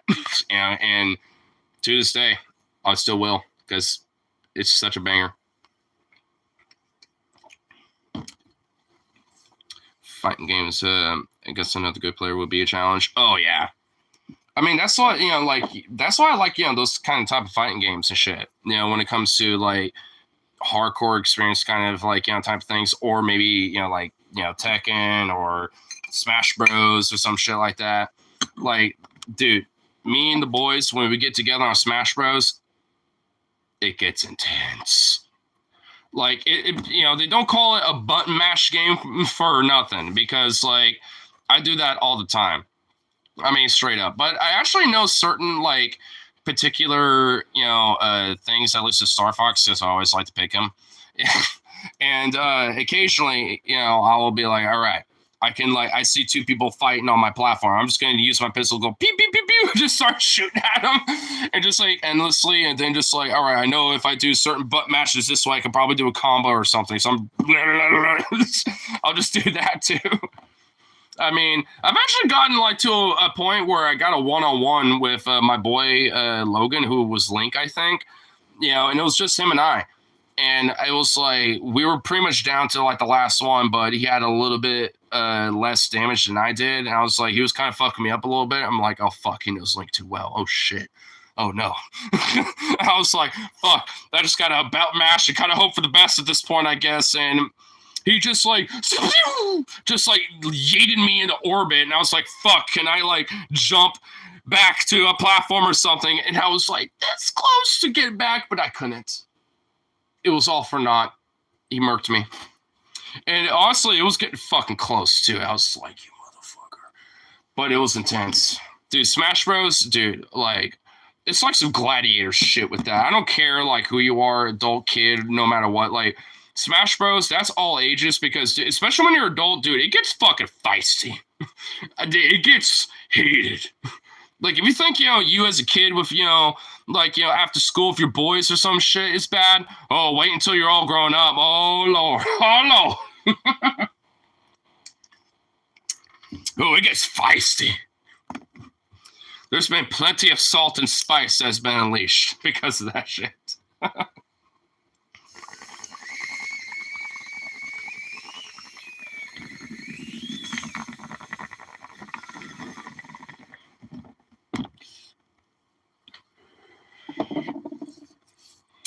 Okay, I will say the silence is actually driving me nuts. So, here. If you all tap for a minute, I'm going to deal that real quick. Make sure the playlist is reset. Then after that, I'm going to spring a leap. But first, this. There we go. There we go. There we go. All right. I'll be right back. Just want to at least have a little bit of music, while we're waiting for me.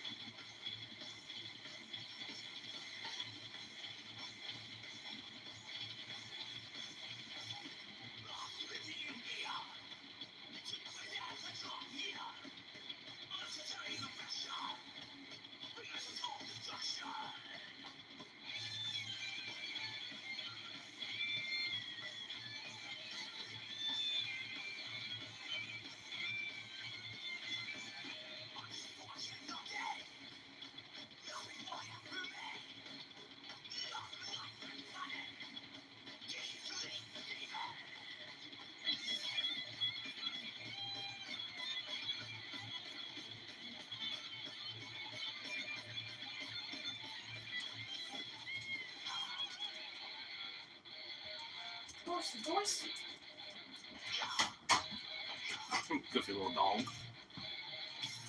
Ugh. Goofy little bean. He was thirsty. Thirsty little bean.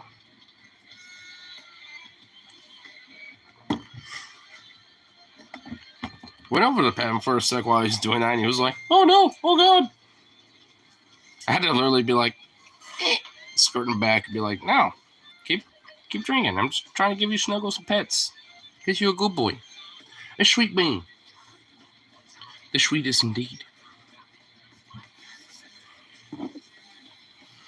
Many fights have broken out between me and my brother over Smash Bros. Luckily, there has not been full-on fights, between me and my friends, but there's been like, "You motherfucker," like mostly kind of like, breaking balls kind of shit, because we all are like, all right, let's smoke a bowl, and, like the best man won. We all recognize that Smash Bros goes hard, so we take the piss out of it and we just bust balls, that's kind of what we're doing. But as a kid, I will admit, I almost got in fights. Almost.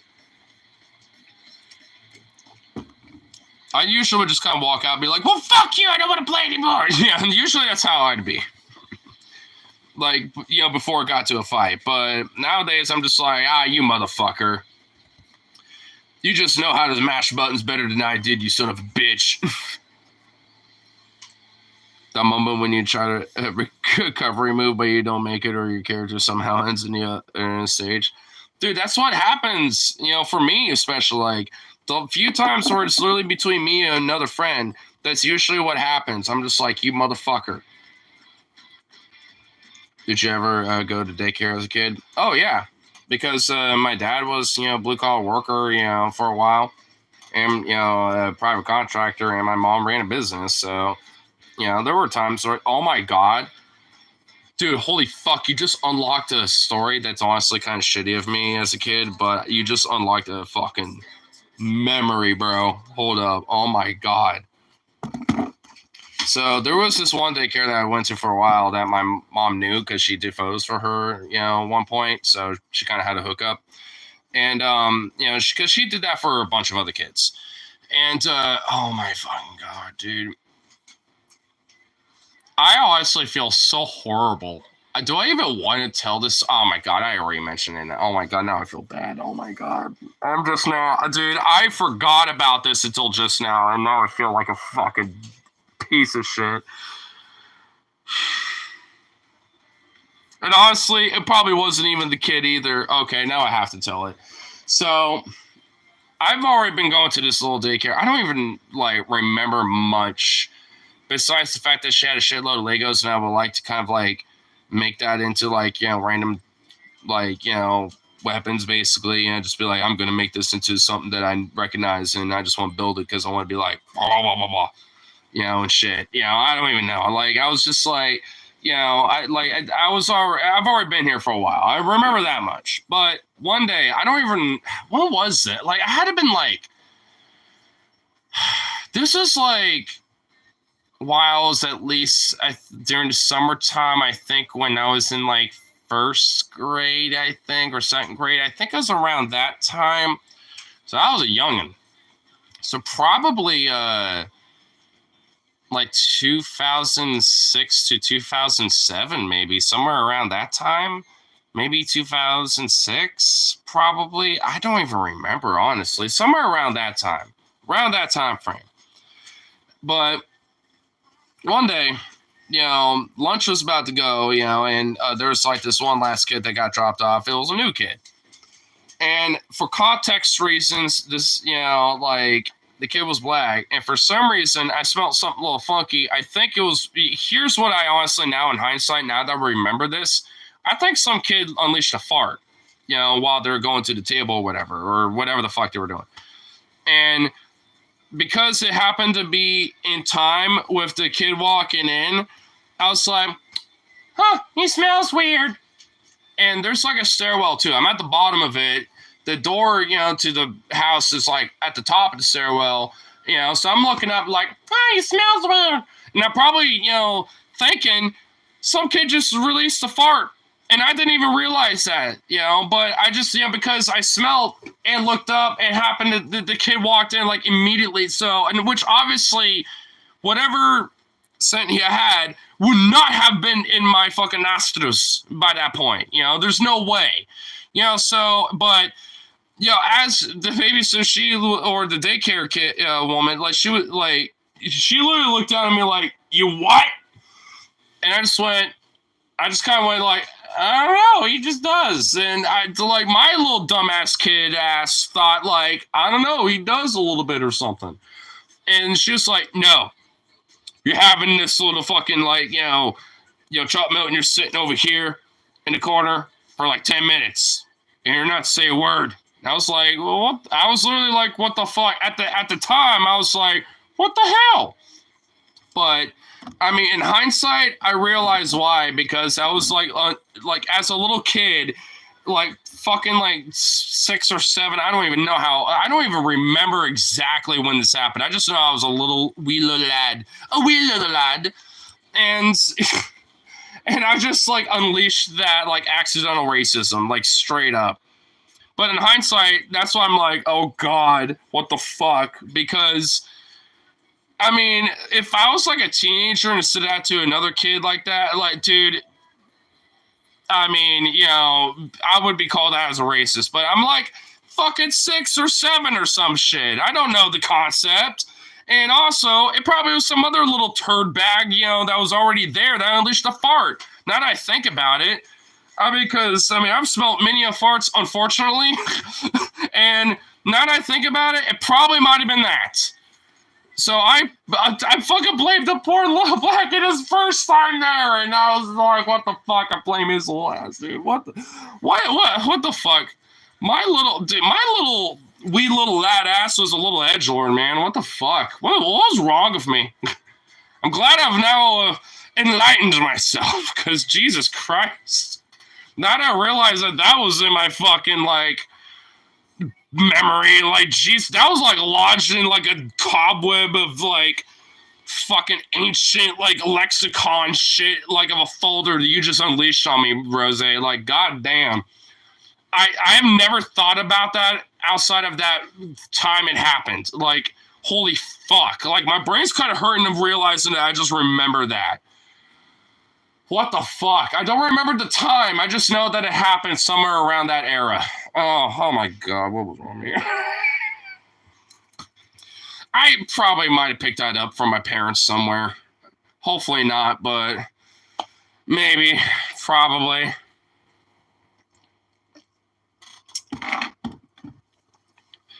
Jeez, oh my God, dude. I can't believe I did that as a little kid. I'm such a piece of shit. What the fuck is wrong with me, man? What the fuck?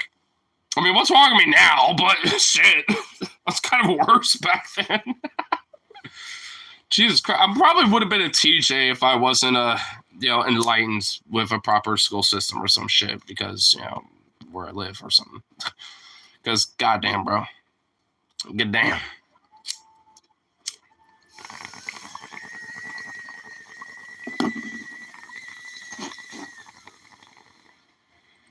Imagine if I was like born and raised in Texas or something. Because that could have been a strong possibility. Dude, I probably would have been really fucked. I would not be who I am now, that's for sure. I'd be like them goddamn queers and the goddamn fucking woke skulled SJWs. They don't know the proper load. Well, deep inside, I'm literally the queer SJW that needs to be unleashed. I got that shit out of the way pretty quick because where I live. But unfortunately, them goddamn Southerners don't know what's what.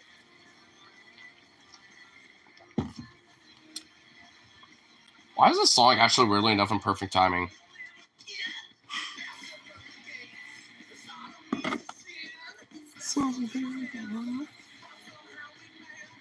Get it in. Why is this actually weirdly enough perfect timing?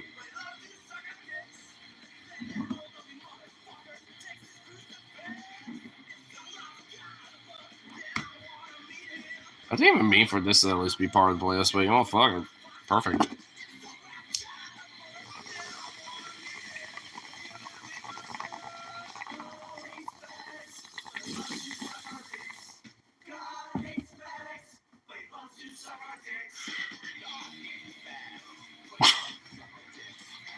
Man, this song is awesome. I love it.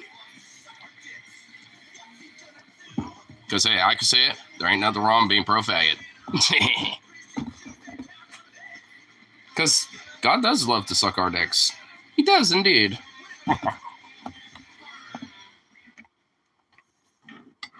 You shall burn on a pyre, you damned heathenistic scoundrel! Ooh, you're teasing me of a good time there, Prior. Ooh. No! Demon! Demon! I mean, there is, like, you know, to me, there is nothing better than just, like, triggering, you know, conservatives, honestly. Or just, like, triggering anyone with, like, hypersensitivities. Because, like, I mean, I'm, you know, like, being a little dirtbag, a little queer-ass little lefty, like, I mean, it's just, like, on my bread and butter.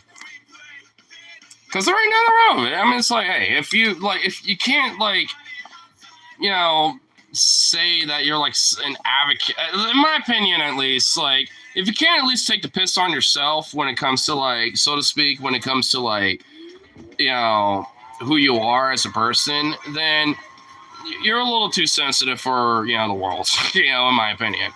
I mean, it's like, you gotta, like, kind of figure that shit out a little bit, because I do it all the time. I mean, whatever. I'm a furry. I mean, for fuck's sake. I mean, there's plenty of ammunition with that. I mean, I'm wearing one right now. I'm wearing a shirt, for fuck's sake, that's a furry. I mean, so, I mean, come on now. It's just like, I mean, there's plenty of ammo, and I honestly kind of welcome it. I welcome the hatred. I mean, it's like that Elvis movie that came out not that long ago. You know, it's like, you know, Elvis and his mom, you know, see a lot of the merchandise, and it's like, hey, why is there this I hate Elvis mug? It's like, well, why should the hatred be free? Hey, for a million people that love Elvis, there's a million people that hate Elvis, and why should the hatred be free? I mean, that's kind of my philosophy. It's like, you know, hey, for who I am, there's plenty of people that who are kind of like-minded like me, but there's plenty of people that hate people like me. Why should the hatred be, like, free in my mind as, like, you know, like, you know, like, oh my God, why do people not like the world? Can't they just get over it? It's like, yeah, they should, but at the end of the day, like, fuck them. I don't care. They want to come out here, then I'll just, like, you know, like I've always mentioned it before, but it's like, you know, it's like, hey, I might be a furry, but your mom loves furries because she likes me and that fursuit fucking that ass. You know what I mean? Like, literally some shit like that. Like, when it comes to, like, at the end of the day, your Mama Joe always, you know, as raunchy as it is, it works. Because what the fuck are they going to say about that? Well, you don't know my mom. It's like, yeah, I do. She can tell you all about me. This is a wild moment to scroll into.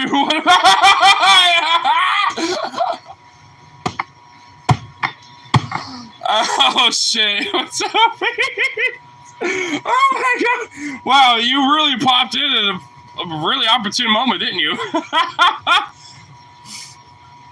I'm kind of talking about, like, you know, like, oh my God, honestly, where did this even conversation start? Jesus Christ. Oh, it started because, like, you know, oh my, man, I have to go back to, like, the initial story that was unlocked by Rose, because, all right, TLDR. So, like, all right, the TLDR is, like, Rose asked if I ever been in daycare, and that unlocked a deep memory that I didn't even realize until tonight, where I did an accidental racism at, like, fucking 7 years old. And the TLDR is, like, there, you know, like, I was, you know, kind of hanging, doing my thing. A kid probably unleashed a fart, you know, at the time. I didn't realize. But at the same time, I got a whiff of that. You know, the first time, you know, that this black kid that was going to daycare, there's a reason why I said that, because I thought, I literally out loud said, huh, he smells weird. Even though he's, like, 15 feet up on a stairwell where the entrance of the house is, and I'm down below over here like a little little lad, little pipsqueak, little racist little bitch over here, you know, just being like, huh, Even though there was like kids over here within my vicinity where I'm just like, oh shit, like I smelled something, but this kid also walked in. He looks different from literally all the other kids. Huh. My dumbass correlation thought that you must have smelled weird. But which obviously now I'm realizing, oh my god, I was such a fucking piece of shit. I was such scum for a little lad. I was like, oh no, oh no. But then I was like, thinking the hypothetical outcome of like, what if I was just born in Texas or some shit and I was just raised there instead, like in Dallas or whatever. I wouldn't be like, these goddamn queers will tell you what or some shit. Like, I would have been like one of those motherfuckers where deep down, this is what, would be waiting to be unleashed. And it's like, oh my god. It's like, And that's kind of where it came from. But now, like, when it comes to like, because what brought it up was also the Ladder Skinks song, God Hates Fags, but he likes to suck our dicks, came up.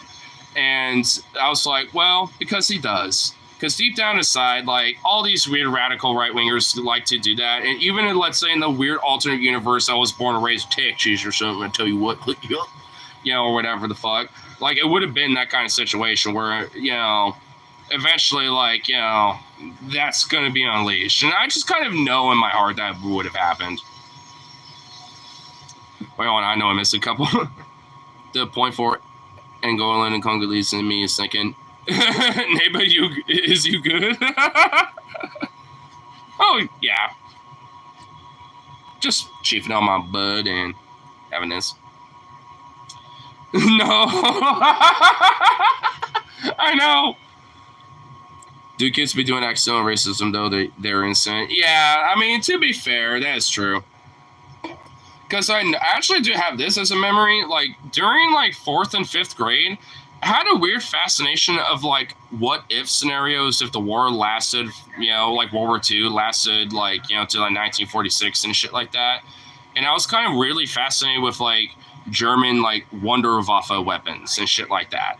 So at that time, I was like doodling different things that like were German Wunderwaffe weapons, like the what was it called? It was there was like the TA-183, and then there was the like the America bomber. There was also like the Horner 229. But that was actually kind of like already a thing too. Like the one crazy cannon. Yeah, basically. And also like, they had like the Treibelflugel. That's what it was, the Treibelflugel, which is basically like this weird gyro like kind of weapon. And there's also like there was like another aircraft too.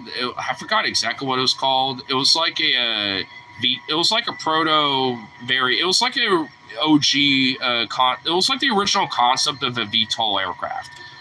I forgot exactly what it's called, but it was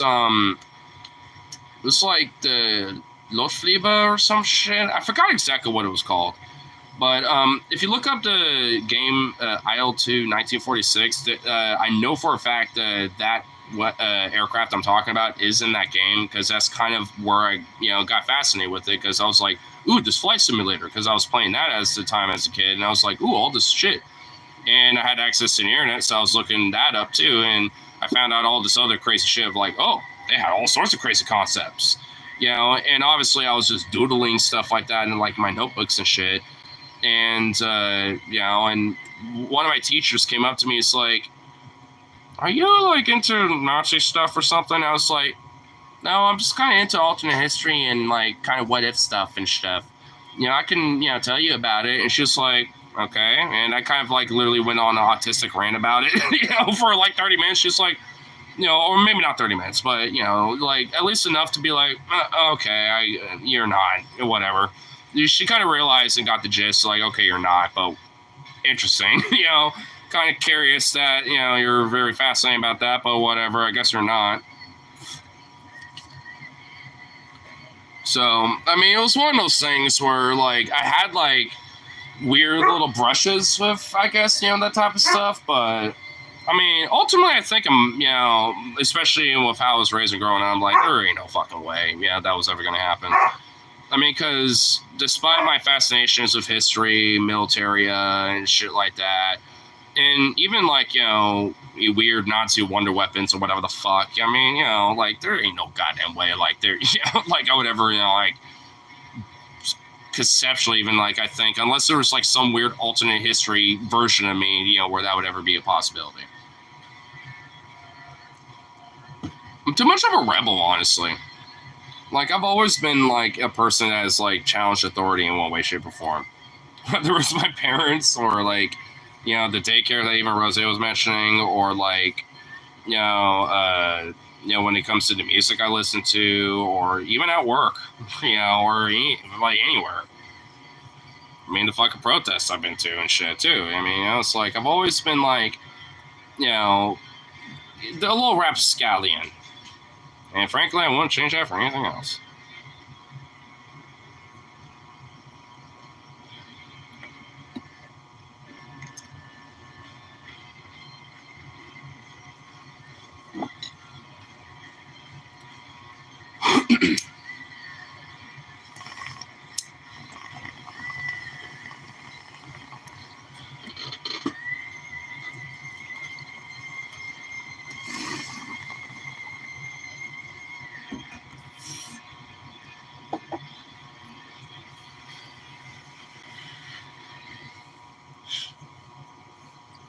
Ignore unlocked daycare memory as well. Previous comments. Oh shit. Wait, hold on. Not necessarily depends on how you raised it. I was raised down here in Mississippi and I've always been pretty alt and reared. Well, to be fair, I probably would have been the same way. I mean, like I said, even in that like, you know, scenario where I was born and raised in Texas, I would have probably been the same way. To the point where I might have honestly been probably a benefit, maybe challenge, you know, my aunts or my, you know, uncles over there and my cousins a little bit.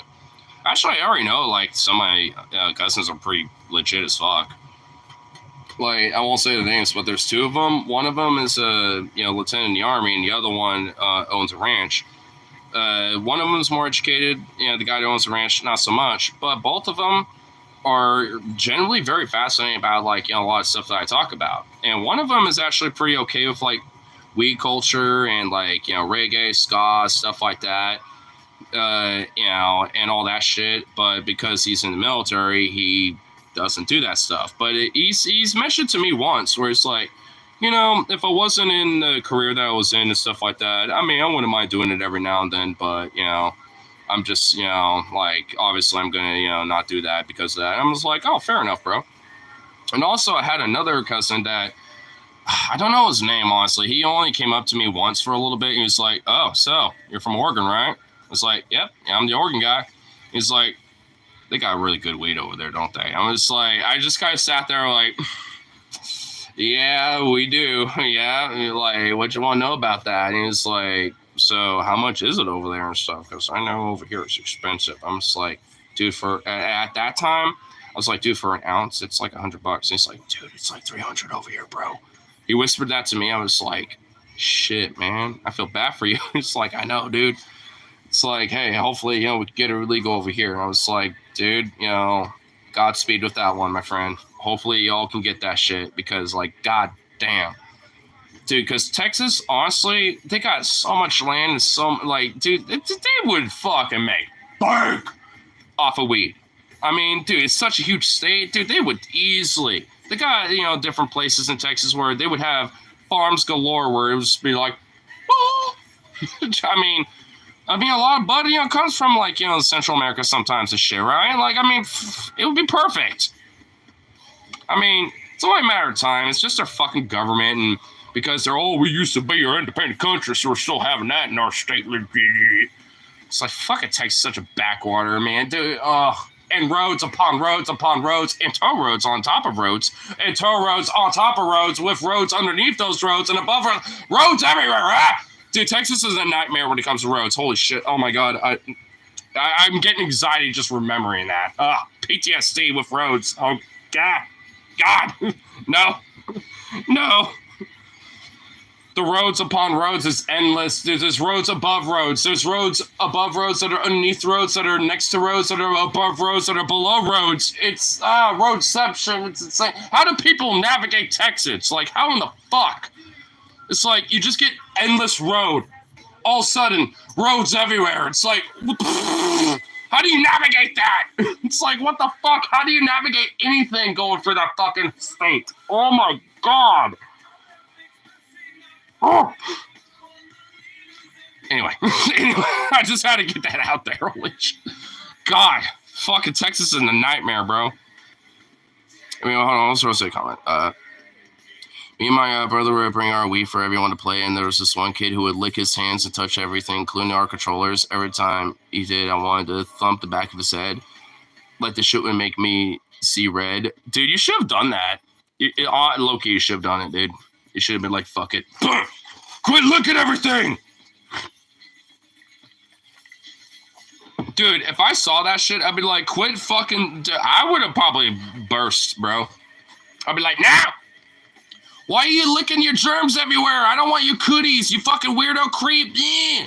Quit being a piece of shit. Well, maybe not saying that, but whatever. You know, my little like 7-year-old ass would have been popping off a little bit. I'm not even gonna lie. I'd be like, oh hell no, I ain't doing that bullshit. I ain't accepting that. Oh hell no.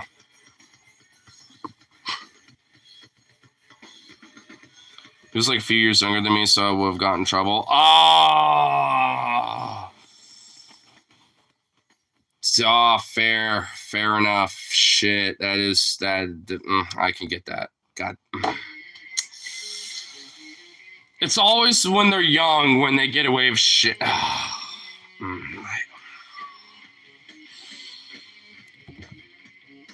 See, I was the youngest usually, so.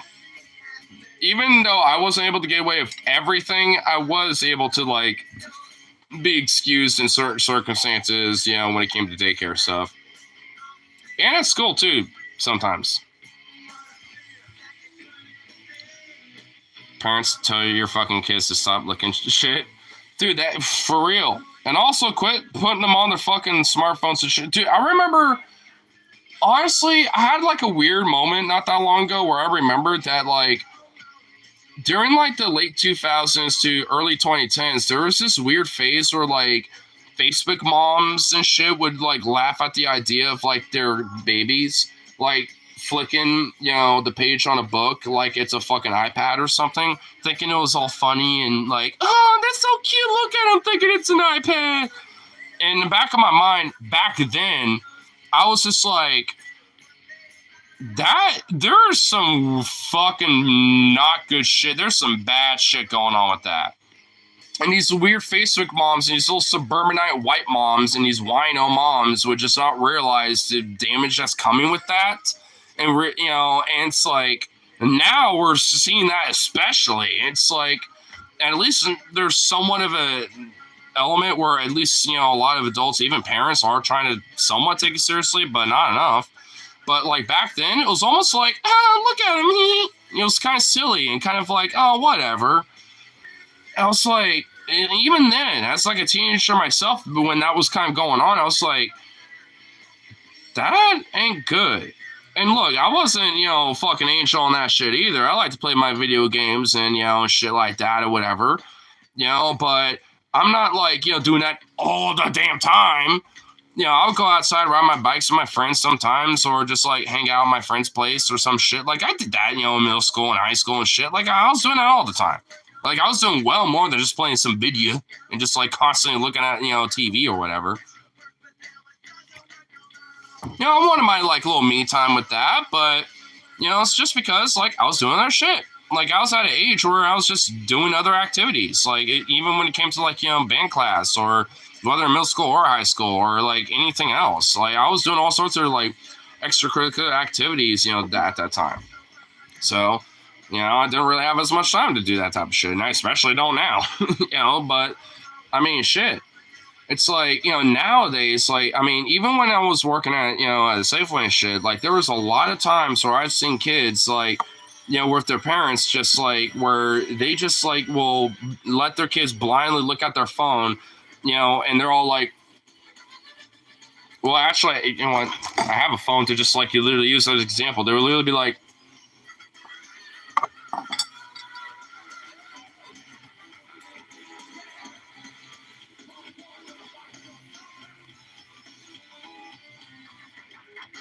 it literally like borderline cross-eyed too, like damn near cross-eyed almost. It's like it's actually fucking shocking. I'm like, what? I'm like, what the fuck? It's like, I mean, I get that, you know, it's stressful being a parent, but like, Jesus Christ, like, I mean, you gotta like take some sacrifices to actually look out for them a little bit and maybe like regulate that, or, you know, maybe sacrifice a little bit, you know, and save money on certain groceries and shit, and maybe forego going to like, you know, the deli for some fried chicken or some shit, and just buy some stuff that's a little cheaper where you can get it in like bulk, you know, at the meat department, and get some veggies and some other stuff. Like, where honestly it'd be cheaper. Maybe not anymore. I don't fucking know anymore because how much prices are fucked. You know, especially with the New Year's. I mean, from what I've noticed, it's insane. I mean, it's just like, I mean, but still, you gotta like, you know, I'm not a parent, nor do I really want to, outside of being like, you know, parent for my doggo. You know, I'm like a little fur parent. But like beyond that, like I ain't looking, you know, have a kid. And it's like, I mean, it's tough. And I commend any parent that is doing their fucking best, or, you know, or come to be parents are doing their fucking best. But like, I've seen so many that just don't. And if anything, are doing kind of like neglectful abuse kind of shit. You know, because I'll see them, you know, take their kids to the store, but, you know, they'll even distract them, or even kind of be like, no, because they happen to be just running around full of energy. And it's like, maybe have your husband or boyfriend or whoever, your partner, take them to the park, and then you do your shopping. Like, you don't all have to hang out together at once. You know, let the husband go to the park. You know, you drop them off there, you do your groceries, and then you come back and pick them up, and then there you go. The kids waste their energy. They're a little chill. You get some snacks for them and shit like that. You know, and if they don't have what, you know, exactly they want, call up your hubby and be like, hey, they don't have what they want. Put me on speaker. I want to see what the kids want. Whatever. There's ways to work around shit like that. You know what I mean? It's like, make your kids active. And also, I will admit, there are some parents out here, because I will see, you know, on my daily day basis, walking up and down, I'll see a bunch of kids hanging out, like doing their thing, riding their bikes and shit. I've seen this a lot around my neighborhood. So at least around here, there are a lot of kids that do go out and do their own thing and hang out with the, you know, with the boys or the, you know, the homies or whatever the fuck, you know what I mean? There's at least a lot of that going on. And hey, I mean, I like that. I'd like to see that. It's cool. Because, I mean, at least they're not glued onto the fucking screen all the time.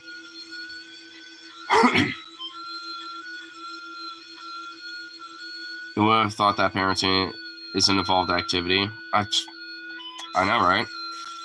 And then we see the same parents act like everyone's expecting perfection when we're not.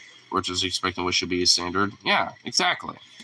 And also just like an expectation of like, you know, what, you know, the basic norms of society ought to like, you know, expect.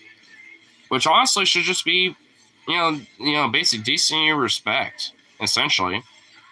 But if, you know, people don't put that out there, then they shouldn't expect it back.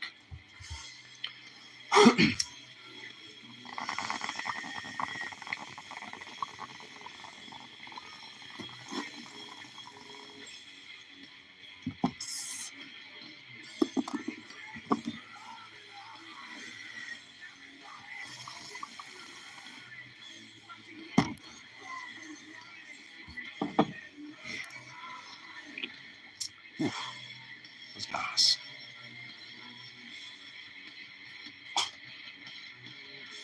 I think the goofball dog is just like back in the lunchroom.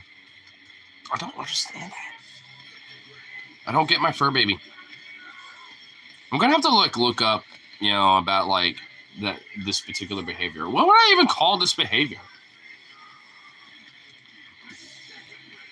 What would Sukhov's behavior be? Like den behavior type of stuff?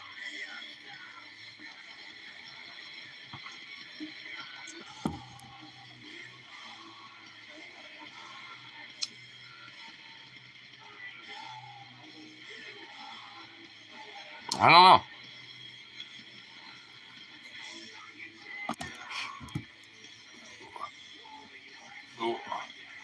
Well, I'll get him a little active here in a sec because I need to spring a leak anyway. But before I do, I don't know if Phoebe's still in here, but If so, I should have DM me about like maybe a time that like we could do another little streamcast kind of thing.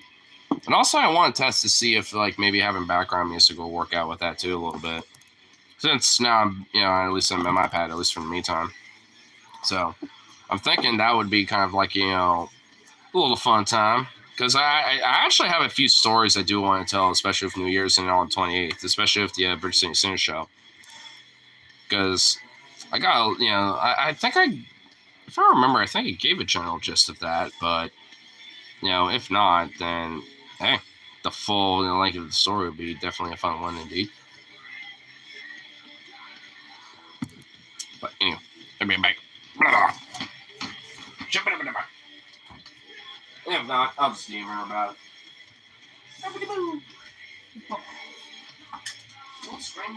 What is this behavior that you do yourself? Oh, you stressful.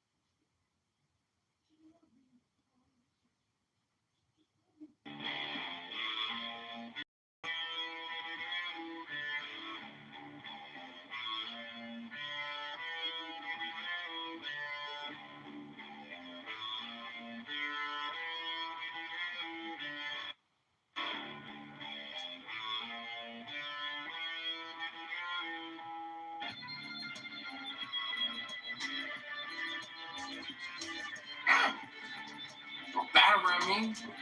Damn. This dog straight up almost like tripped me. Jesus. Can we not do that, sir?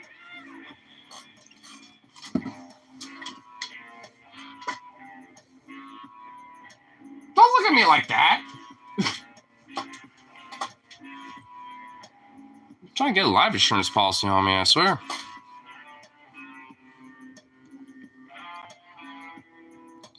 Alright, like that. I don't know that. Meh.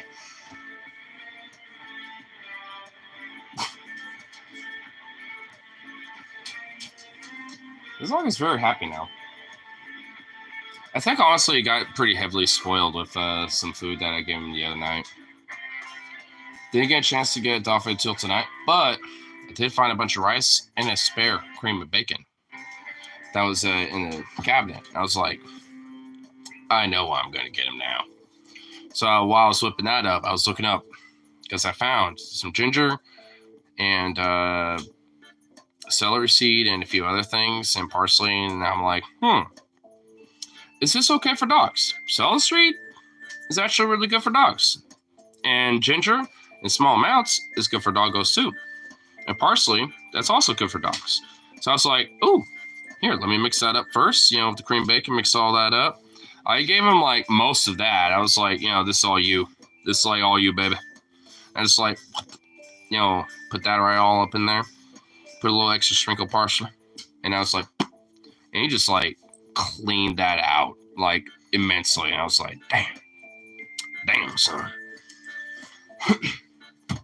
And then today, I was able to at least, figure out a way to give him a little some food for today. And for some time now. At least hopefully for a couple weeks. Now he's all happy. Hasn't eaten all the kibble in his food yet, though. Oh. He heard food and he just perked his ear up. Was like, what? One ear just perked up immediately. Hey! I got food over here, you little dipshit. That was adorable. He literally turned around and perked one ear up and the other one was flopped over. He was like, what? He was like, what? Food? Oh my god. What a goofball. What a goofball.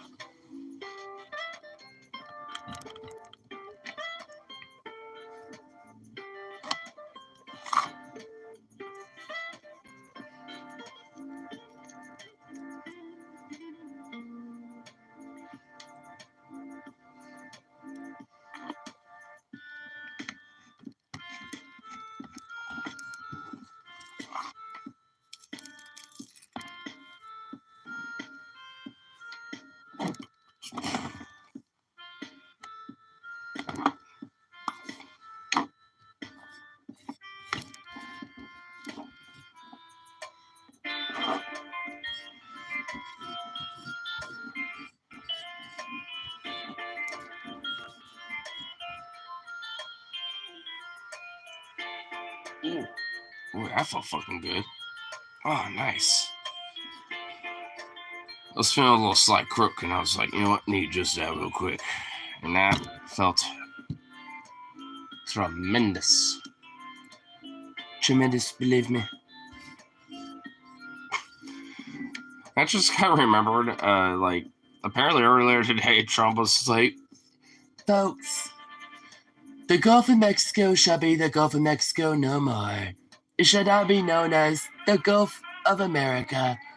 Because obviously, the United States of America, tremendous to be the greatest country in the world, let me just say.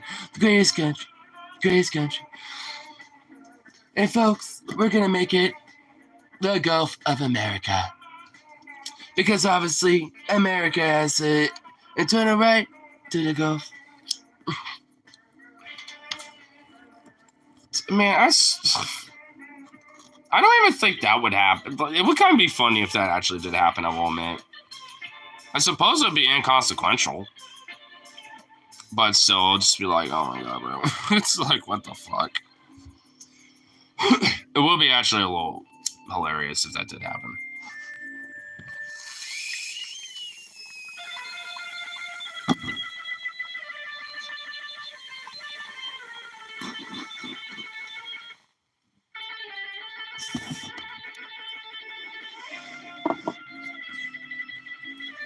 I'm also kind of interested in like what the fuck Canada's like getting into because like Trudeau's like stepped down, and now like because pretty much everyone hates him because he's a little like do nothing live bitch. So shocker, but like the supposed like runner up, at least as it stands now, is like some weird like French Canadian weirdo that is like gonna fucking that unironically had an interview with Jordan Peterson. I'm not even kidding. He literally had an interview with Jordan Peterson. And this guy is like supposedly like this working man fella and all this other shit. And it's like, man, for someone who's in the Conservative Party and like literally getting interviewed by Jordan Peterson and shit or whatever the fuck, it's like, bitch, you're not a working man, motherfucker. Like, oh my god. Like I said, man, as goes America, so goes the world. Because look at Germany. Like, a lot of the far right is, getting traction there. The UK is, like, in fucking turmoil, like, over there. The France as well. Like, dude, a lot of these fucking places, like, as goes America, so goes the world. This shit, dude. Get ready for Canadian right-wingers to take over. Oh, yeah, it basically seems like it literally is going to be a takeover. Yeah. And they're xenophobic just as much as we are. Like, they have a worse housing crisis than America does, if you can believe it. Like, and that shit, like, they're not even blaming, like, the real estate, companies and shit, or, like, these landlords and all this. Like, they're not blaming all these motherfuckers. They're blaming migrants and shit. It's like, yeah, let's just blame the people who just showed up, basically, because reasons. It's fucking insane. It's like, I mean, it's the same kind of shit that's going on over here. And how, like, Trump got elected. Which, funny enough, he wants to bring more migrant workers over here to take away from American jobs, which Musk certainly loves and wants to do. And Trump's kind of on his side about that a little bit, because he did the same thing in his first 4 years. That's why he only deported, like, 1.6 fucking million people, and the whole fucking, like, build the wall, we got it, some of them are good people, but most of them are criminals and rapists. Like, that was all just a fucking facade. Like, he wants the cheap labor. Musk does too. Birds of a feather flock together, right? I don't think that friendship will last for long, but it will for now. Despite how tumultuous it is. And even then, it's like, I mean, like I said, we saw this in the first fucking 4 years. I mean, it ain't gonna be no different now. I really think that, like, there's going to be some mass deportation, but, like, Biden did, like, more than fucking Trump did. And Obama was known as a deporter-in-chief. So it's like, seems like your Republicans, despite their weird fucking hoopla about migrants, they really love the cheap migrant work. They really love that type of shit. They love that under-the-table, like, immigrant work. Because there's a lot more advantage to take on that. And plus, you can pay them well below the fucking federal minimum wage because they'll take it. So, I mean, like, and that's a fucking problem, ultimately. I mean, and there's a lot of problems with that that's even beyond my fucking knowledge, but there's like because I know there's like some stuff about like the H-1B visas and shit, like, and all this other stuff. There's a lot of factors to it that is honestly even beyond my expertise, but like ultimately it's about like recognizing that they're still fucking workers, and yeah, they should still be able to like, have their, fair share and their, fair pay and shit, and at least have like, an equivalent, even if they're not a fucking citizen, when it comes to these basic rights that we have as workers. And our rights ought to be expanded too. And yeah, I don't necessarily, have a problem inherently about like maybe prioritizing naturalized citizens, first necessarily. But if those people don't want to take those fucking jobs, who else is going to take them? And honestly, most, nationalized citizens don't want to do farming labor on the fucking, fields, picking up, like avocados or fucking potatoes and shit. Guess who's taking up that work? Migrant workers. Because, the average white man, nationalized in his country, I tell you what, especially in the rural areas, ain't wanting to do those fucking jobs. So, I mean, what the fuck do you expect? I mean, who else is going to pick up the fucking labor? So they ought to be represented.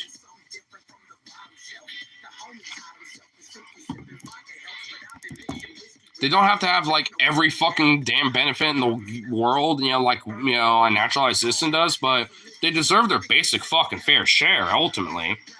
Because, yeah, maybe it might be temporary. Maybe ultimately they want to try to be naturalized citizens. whatever their fucking, choice is as a person or as a, someone trying to take care of their family, whatever the fuck, their means are or whatever their reasons are, let them make those choices. And the system ought to fucking, respect that and give those opportunities and choices to those people. Because there's definitely a lot of, migrant workers that just want to come here for a short time. Just kind of help out their family back home and then come back with a little extra to help their family back home and just make a better living back home. There are some people like that. Some people want to try to maybe make an opportunity here, save up enough so then, they can get an opportunity for their family to come up here. Whatever the fuck. I don't care. Like, they're just as American as anyone else. That's American as apple fucking pie, goddammit. Like, I mean, that's what America was fucking literally built off of. Like, the xenophobic rhetoric of this fucking country is literally anti-American as fuck. I mean, I know it's a little outdated, but we're called the melting pot of the world for a fucking reason.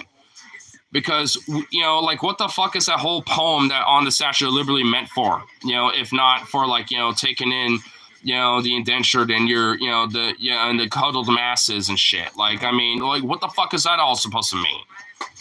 If not, welcome the migrant, because we literally are built off of that. And sadly, with the blood, sweat, and tears, and even death of that. But, I mean, why do you think labor was such a big thing, especially back in the original Gilded Age, and now we're back at it again? Seems like a little bit of a pattern we're seeing. I mean, if there is a parallel, it's that type of shit. I mean, like, straight up. Like, the whole fucking, like, labor, kind of element of history is a massive fucking pattern that I think people don't really necessarily recognize as much. I mean, because I'm definitely, if I have any expertise in history, it's that shit. Because, I mean, that is old as, like, the 40s even. Like, even before then. Like, I mean, a lot of the original, like, hardcore labor leftist, like, unionist movements were in Germany. I mean, like, and funny enough, Germany has a very strong history of socialism in this country. I mean, even after the unification, I mean, there was a lot of elements about, like, East Germany, so to speak, the boogeyman, that actually kind of, it was heavily implemented, after the reunification. And also, one thing I wish it was the national anthem, because East Germany's national anthem, banger. Look it up. Just East German national anthem, just thank me later. That's all I'll say. But anyway, but it's like, like, there's such a strong, rich history of this type of shit, like, where ultimately, like, America really, like, funny enough, capitalized, no pun intended, when it came to that type of movement. I mean, the IWW was heavily inspired by the Internationale in Europe, where Marx founded that type of shit, or at least a lot of his, writings, helped inspire a lot of that movement. And there was, like, from Rosa Luxemburg, and a lot of other, hyper fucking, like, labor advocates and even revolutionaries, for their time, were heavily inspired from shit like that. And French syndicalists, in the West, and then the Bolsheviks in the East, Lenin. I mean, a lot of them are heavily inspired by those type of movements, and it goes even farther back than that. Like, there's the Bavarian Socialist Republic, there's, the Württemberg Socialist Republic, there's the Workers' Mutiny in 1918, near the end of the World War I, which kind of helped, end the war too, by the way. Like, sailors in the, German Navy, literally did a mutiny with a lot of the sail longshoremen and the dock workers, at the time, and literally did a mutiny against the state, and did a massive, like, soldiers and worker strike, in solidarity as a way to fucking end the war because of the bloodshed and the lack of, like, pensions and rights and, labor that, the workers were getting in the docks and shit. It was it was a massive fucking mutiny that started in Germany, and it just kind of bled into France too because of the collapse of the economy, both ways, and that's kind of leads up to why Ernst Thälmann and the Communist Party in Germany got so much fucking traction up until the Nazis took over, and and why the communists and the French Commune party basically damn near took over before, like, the and almost collapsed the French government almost until the Nazis invaded them. Like, I mean, there was a massive movement where, I mean, if it wasn't for the Nazis, there would have been a massive leftist takeover in Europe. I mean, honestly, I mean, if it wasn't for fucking Hitler, the Nazi Party, I mean, there would have been a total different change in history. And frankly, maybe a massive, like, worker global collaboration to the point where, you know, it could have been a way different fucking history. I mean, who knows what that would have fucking looked like. Maybe Stalin wouldn't have lasted for long, and with Trotsky in exile, maybe a lot of the Western Europe would sympathize with him more and help him, you know, get control again in the Soviet Union. Who fucking knows? Either way, I mean, if it literally was for the Nazis, history could have been so much fucking different. And a lot of that was bleeding into America too. And already was for quite a while. I mean, the Battle of Blair Mountain happened in 1921. I mean, that's well before the fucking Nazis took over. So, I mean, this whole, like, you know, labor leftist advocacy has been going on for a long, long fucking time. And especially when it comes to a lot of the more radical roots, you know, and a lot of the more sophisticated, like, you know, elements and, you know, theory of labor leftism. I mean, it's about as American as apple fucking pie. I mean, a lot of the biggest leaders, you know, when it comes to that type of stuff, or at least the biggest influences, you know, either, you know, are from America or, you know, eventually came to America. Like Joe Hill was a Swedish immigrant, but you have people like Lucy Parsons, who was, you know, literally born of a slave owner and used to be, you know, from a family of a slave back in, you know, well before, you know, the Civil War happened. And her and her mom, you know, fucking fled to Chicago, you know, during the Civil War.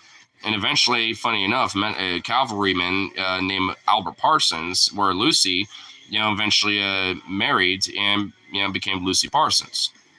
And she was a bad bitch. Like, she was a massive hardcore radical, while, you know, Albert was a lot more of a diplomat. You know, he was a lot more like, let's talk it out, while Lucy is like, oh, you disagree with me? Fuck you, man. Like, she will, like, punch you in the face. Like, she was a radical, a militant, you know, even. Like, I mean, she was, like, hardcore and did not give a fuck. Like, she was all about that. I mean, so it's like, the history is strong, you know, especially in this country. And it's like, I mean, we're kind of seeing a lot of parallels. At least I am seeing a lot of parallels, you know, when it comes to that pattern, because we're kind of are in the neo-Gilded Age now at this point. And labor is slowly but surely kind of starting to rise up a little bit. And I think, honestly, we're going to see a massive uprising of that shit, you know, in the next 4 years, especially maybe even this coming year. I mean, there's already a lot of different strikes that are going on now. I found out from my friend Ripsy, there's, like, you know, some bougie ski resort in America where, like, the workers in that ski resort are on strike, and all the bougie fucking, you know, people at that, you know, that go to the ski resort are all butthurt and bitching about it, which is like, fuck yeah, based. That's awesome. I mean, so I didn't read the full article. I just saw the headline that he mentioned. I was like, nice. Fuck yeah. But I didn't, you know, like, so I gotta read a little bit more about it. But like I said, there's a lot of, you know, rising of, you know, labor going on. And considering the pattern, at least if you want to say that history repeats itself, this is where it's definitely repeating itself. I'm a direct example of this shit, for fuck's sake. Especially considering how much of a radical I am.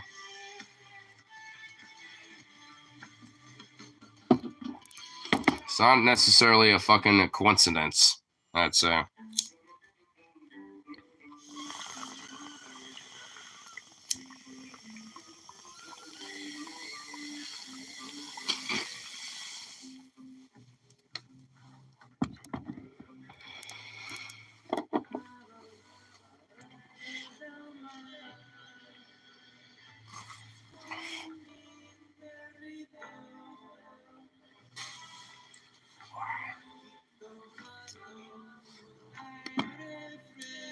Also, once I definitely at least get a little bit of money back in my pocket, I want to at least, you know, kind of, you know, try my hand at busking a little bit. Maybe save up for electric acoustic guitar, because the acoustic I have isn't, but there, I got so many awesome stickers on that though. I play it loud enough to where, oh, you know what? I can just put a mic up next to it. Yeah, it works. I need a little setup. Actually, I do have the mics. I just need mic stands and at least 2 portable amps. One for my voice and one for the guitar. And then I could probably do some busking. Because I want to do that. And I know I got somewhere hidden around a music stand because I also have this and I can just like look up this and play some music off of that too. And use the Bluetooth too to an extent to maybe play certain music that I can kind of play over. Oh, and I can also borrow my friend's portable Bluetooth too as well. All right. I have an idea for making him decide to come because Portland's known for buskers, and maybe I kind of want to do some busking anyway. I've always wanted to do that anyway, so maybe once I actually finally get a way to get this whole setup that I'm thinking about, then maybe I can work something out. Yeah, it's empty. I'm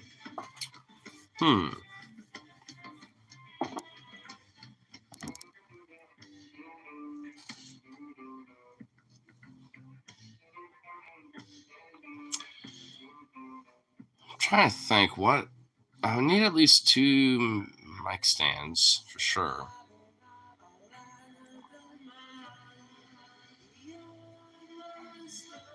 I have to see if this cord that I have still works, and if not, then maybe at least 2 cords. Hopefully, at least just one. And then 2 portable amps, but maybe I could borrow one from a friend because I know one of my friends has one. And then I need an extra pair of strings for sure. This is starting to become a list. Start becoming a massive list. Oh shit. Well, guess I'll have to figure it out. But that's at least a back burner thing. But hopefully maybe I could get a little extra little side cheddar from doing something like that.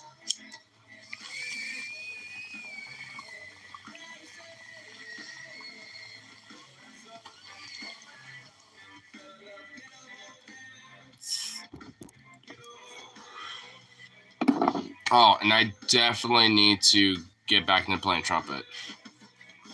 Because I kind of like want to maybe do a little jam session with Los Malvados because I do have Eric's number. So if I can at least get back into playing that a little bit, shit.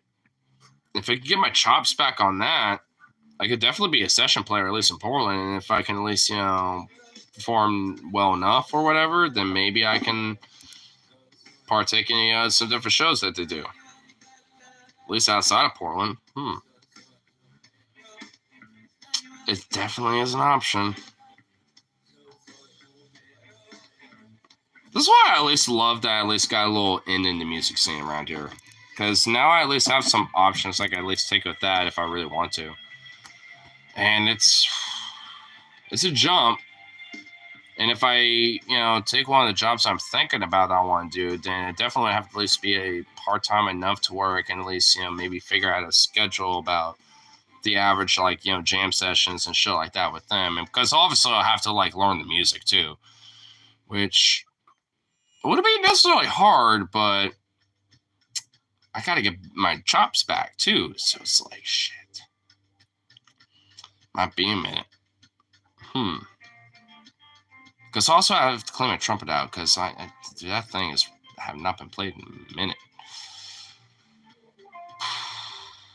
Do I have oil for it still? Because I know I have some grease for the valves and stuff, but do I have oil for it? If not, I'm going to have to maybe next jam session borrow some. I'm going to have to find some. Shit.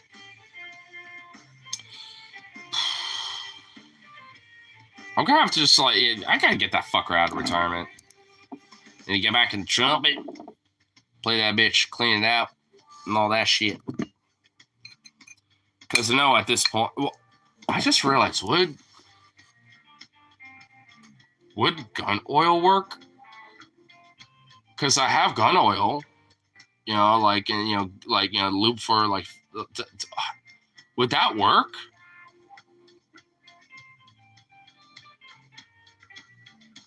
I'm actually wondering, would that actually fucking work? Because if it works for brass and steel and shit, right? Would it? I'm gonna have to maybe research that. I'm gonna have to research that one, honestly. Because I have a feeling maybe that would work, but I have no idea.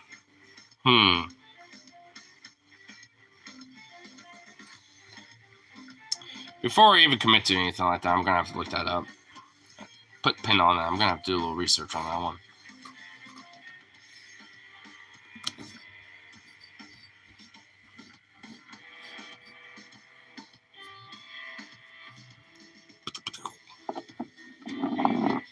Yeah. Get back over here, little poker.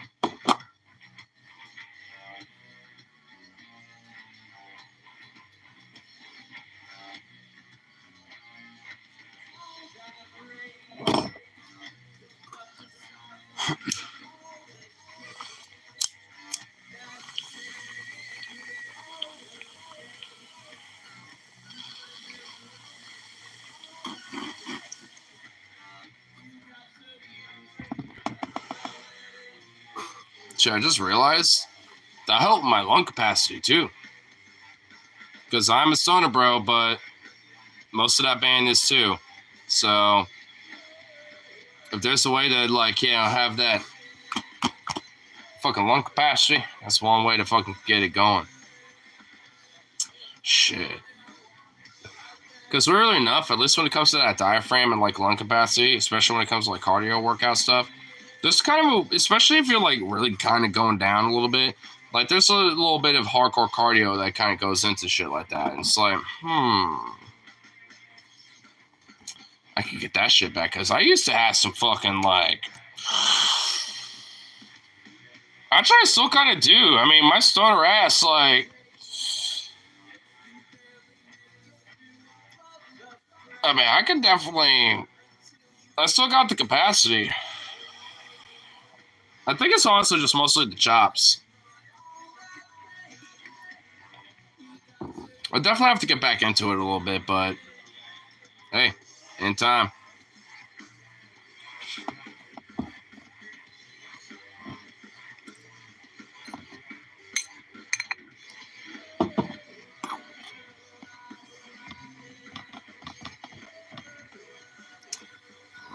So that's the way you kind of ration what I got going on here. Me.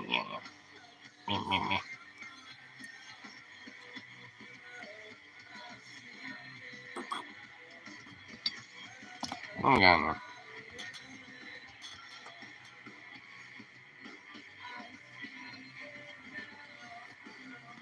Nice.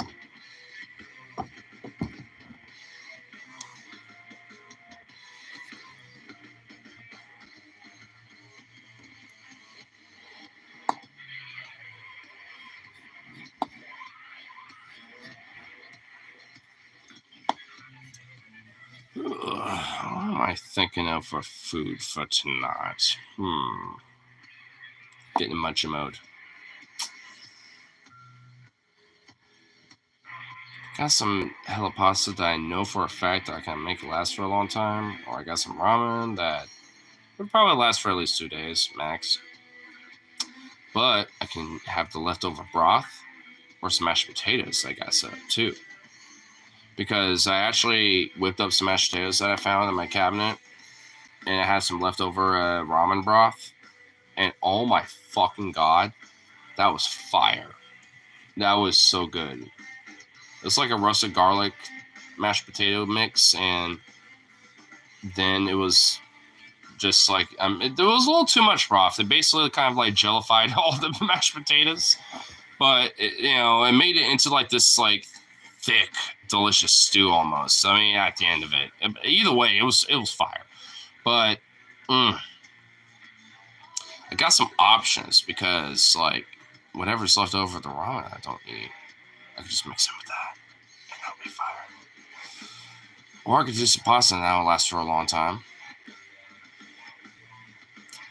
Or I can also make mashed potatoes on the side because I know I have a little bit of different, like gravies that I can, whip up too as well.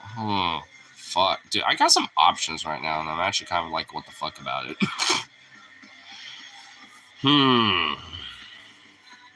That's what happens when you restock, because now you have different options, of like, what should I whip up that should last a few days? It's like, shit.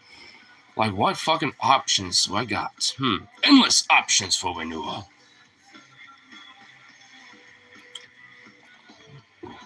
I'm gonna have to think about this one for a minute. Shit. Well, maybe this little Toki Tok will help me solve this riddle in my mind. And after that, call good.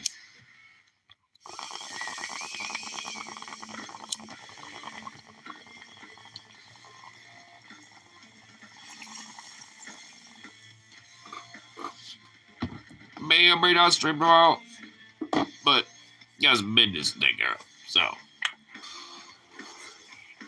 if not, we'll see when I come back around. So, peace out for now, and see you on the next one. So, toodaloo.